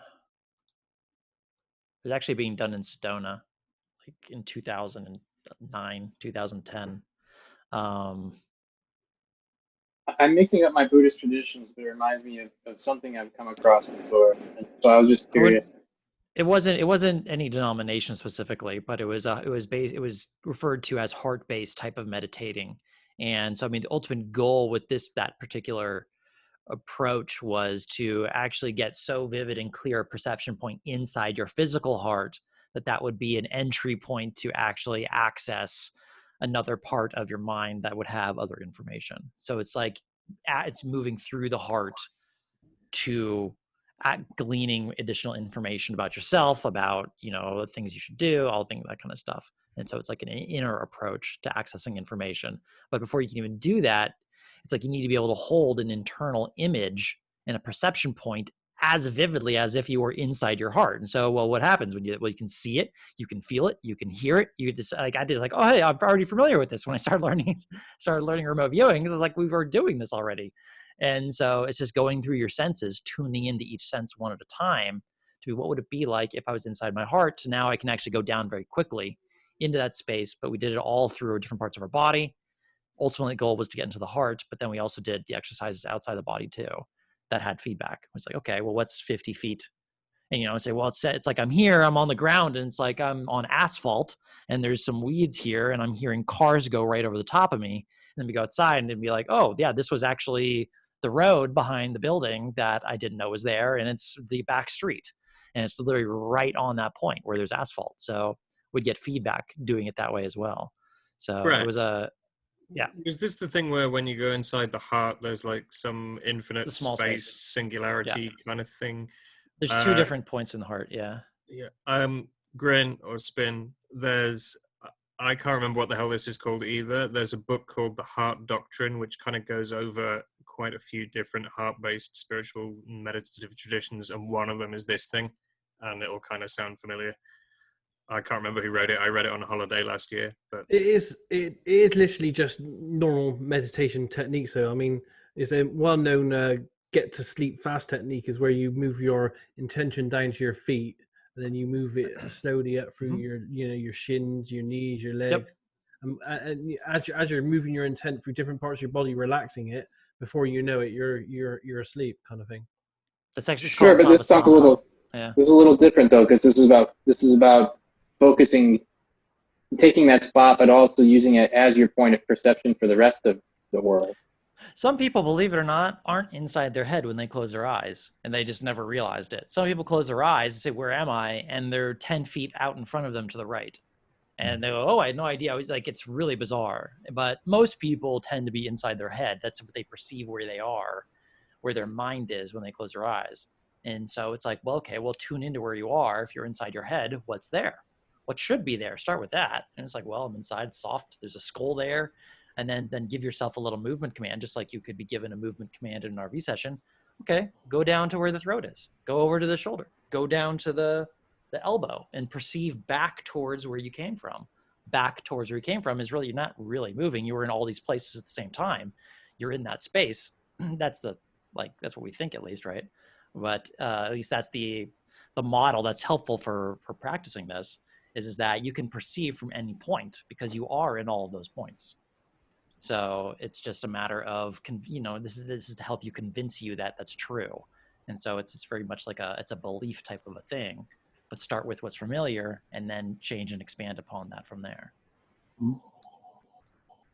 It reminds me a little bit of the Headless way. Are you familiar with the Headless way? Haven't heard that. I think my understanding is a very simple thing, and you can Google Headless way, and the idea is you sort of are pointing at different objects. Say like, there's a toaster there. Now you know I'm in the kitchen. There's a toaster there. Am I the toaster? No, right? There's a refrigerator there. Am I the refrigerator? Right. You move the finger. Oh, there's a trash can there. Am I the trash can? No. And then you're like back up here. And what are you pointing at? Am I the thing that I'm pointing at? No, I'm actually headless, and it's supposed to kind of help you to realize that you're not your head. Whatever your consciousness and your perception is not just your physical head. You wouldn't identify with the toaster, you wouldn't identify with the fridge, you wouldn't identify with the trash can. And when you finally come to here, you wouldn't identify I follow that you are that thing that you're pointing at. You can also do the inverse of that. You can say, what is it like to be the toaster? Isn't that something that Ingo talked about? I remember, I feel like reading something. It was like, I am the toaster. What is the perceptions of being a toaster? Or something simple, an object where you identify so fully as the object that you can fully know it. Like what constitutes this object. And so you just become the thing temporarily to take the perception point of that thing. And then you come back to where you are. And so it's another way of just... Those were Scientology drills. Yeah, okay. Well, yeah, that makes sense. But one thing that's interesting, what you're saying, Spin, there's one aspect of Hinduism, and it might be Ramakrishna, I can't remember, but it was who is having this experience. So in a positive sense, what that's supposed to do is kind of back you out away from identification with everything, and then some people have had spontaneous realization just with that question repeated, who is having this experience? But this little technique, and it's a combination of what you just said and what Daz says, that I picked up recently that I like for sleep, where, like he says, put your attention down to your feet. And like you're saying, I will say, I am not my left little toe. I am not my, go across the toes, up the foot, ankles, the whole thing. And by consciously disacknowledging and then working your way up, the theory, of course, is that we kind of drift out of our body a little bit when we're sleeping. That really facilitated it. So the foot up, like Daz says, and then the statement of disidentification, like you say, is a little practice I've been using, and my sleep has actually been quite a bit better. Thanks for setting this up, Daz. Entertaining conversation. Because I think it's time to wrap it up now. It's 3 hours, 20 minutes, and I'm going to spend the next hour and a half rendering it. Indeed. It was great chatting to you all again, though. Do you guys want to carry on and do something next week? Yeah, for sure. Yes. Excellent. Well, you guys have a good week ahead then. Thanks for sharing, and we'll meet again next week. Cool. Night, everybody. Cheers. Have a good weekend, guys. Have a good one. Bye. Bye.